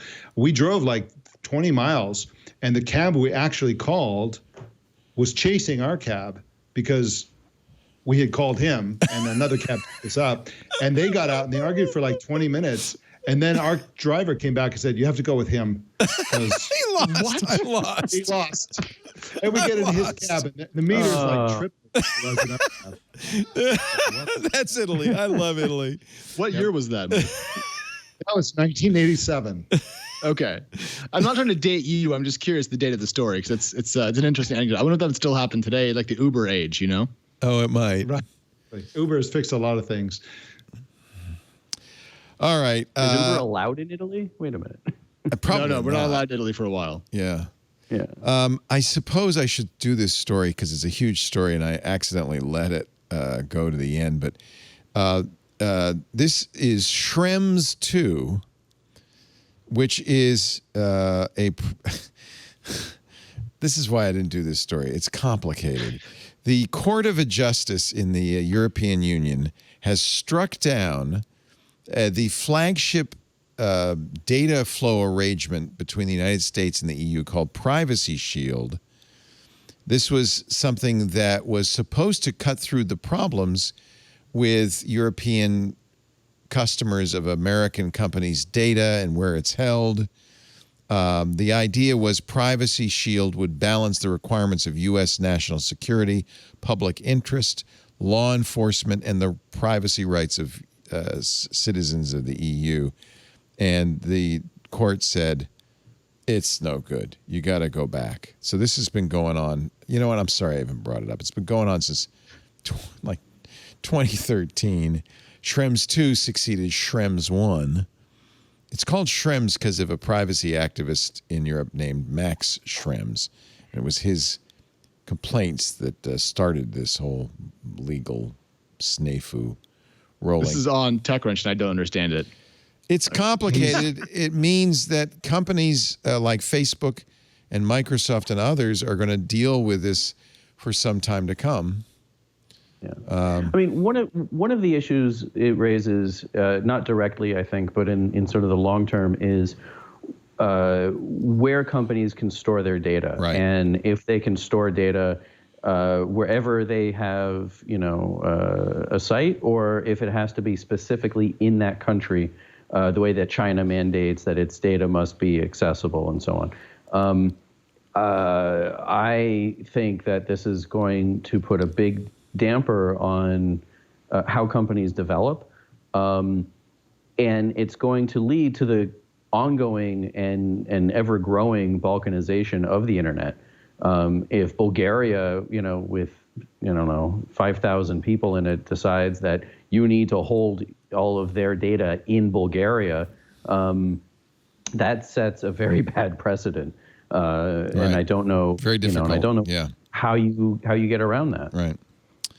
All right. That's enough. I paid it lip service. That was your best shot, Leo. 2 out of 10. Good job. I don't want to make the end of the show be the EU court decision docket. I could mention stop with emojis. That. Yeah, let's go back to emojis, please. That Apple won in court because remember they had a deal with Ireland, and then Marta Vestager in the EU said, no, that's illegal. Apple, you owe almost $14 billion to Ireland, which they're going to give to us. The court said, no, that was a legit deal. Apple does not owe that tax. So big victory, big celebration in Cupertino. I think we should wrap this up because God knows it's been going on long enough. Thank you so much for being here. Seth is the man in charge, the founder, editor-in-chief of an excellent publication for anybody who cares about security, theparallax.com. Seth Rosenblatt is at Seth R on the Twitter. Thanks for having me on again. Thank you, Wolverine. We appreciate it. Oh, you just need to get your eyebrows a little pointed up. Yeah, they're gray, but that's the only problem. Yeah. It's nice to see you, Seth. Thank you, Alex thanks, Wilhelm. My love to Eliza and your wonderful plantation there in Providence. That's the plantation I grew up on. It's beautiful. Are you in the backyard? Is that where you built that? I'm in a small building in the backyard. Built an outhouse. And without the AC on, it's a greenhouse. So I have become sweat on this show. I'm now cool, liquid calm, and collected. And your entire book collection's out there. So that's nice. Yeah, finally. We have a wall built in. So I put all the books in one place, which Don't you love that? Nice to have. Yeah. Always my goal. Things going well at TechCrunch? Yes, sir. TC is doing lovely. I'm also on a podcast called Equity, if you're into the financial side of tech, which is what we dork out about that. But Leo, as always, thanks for having me on This Week in Tech. It's a pleasure. Always a pleasure. Mike Elgan, he's grounded for the nonce, but that's good for us. We get to talk to him more often. Elgan.com, at Mike Elgan. Yep. And when we get to travel again, gastronomad.net, so that you can go out and eat the foods of the world in the countries where they were created. We have full bookings for next year. They're not all full, but we have lots of experiences for next year. So if you want to plan next year's travel, check us out, gastronomad.net. And we added a second Provence experience in the summer next year. Oh boy, I love because Provence. the first one filled up, and so if you want to go to Provence, Morocco, Oaxaca, Barcelona. You're going back to Barcelona, huh? Oh yeah, absolutely. I miss Barcelona. I love that city so much. All of these cities are my favorites. Prosecco, Mexico City.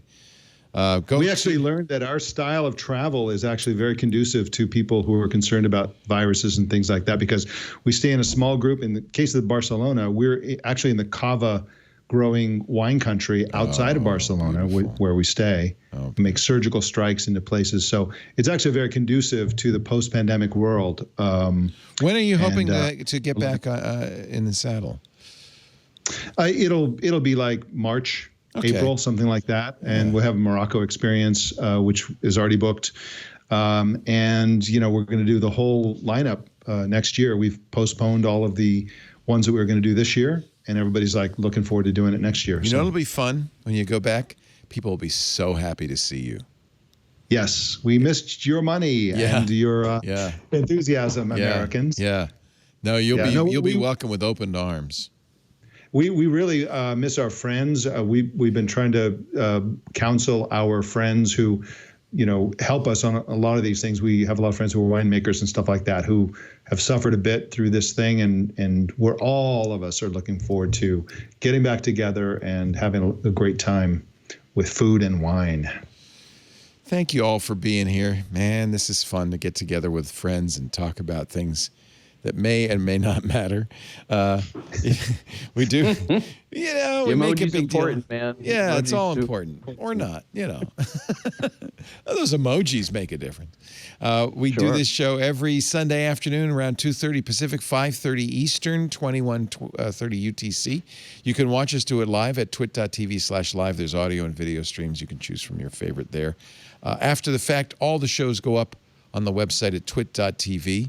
or on our YouTube channels. We have a number of YouTube channels, but it all starts at youtube.com/twit. And, of course, the best thing to do would be subscribe in your favorite podcast application.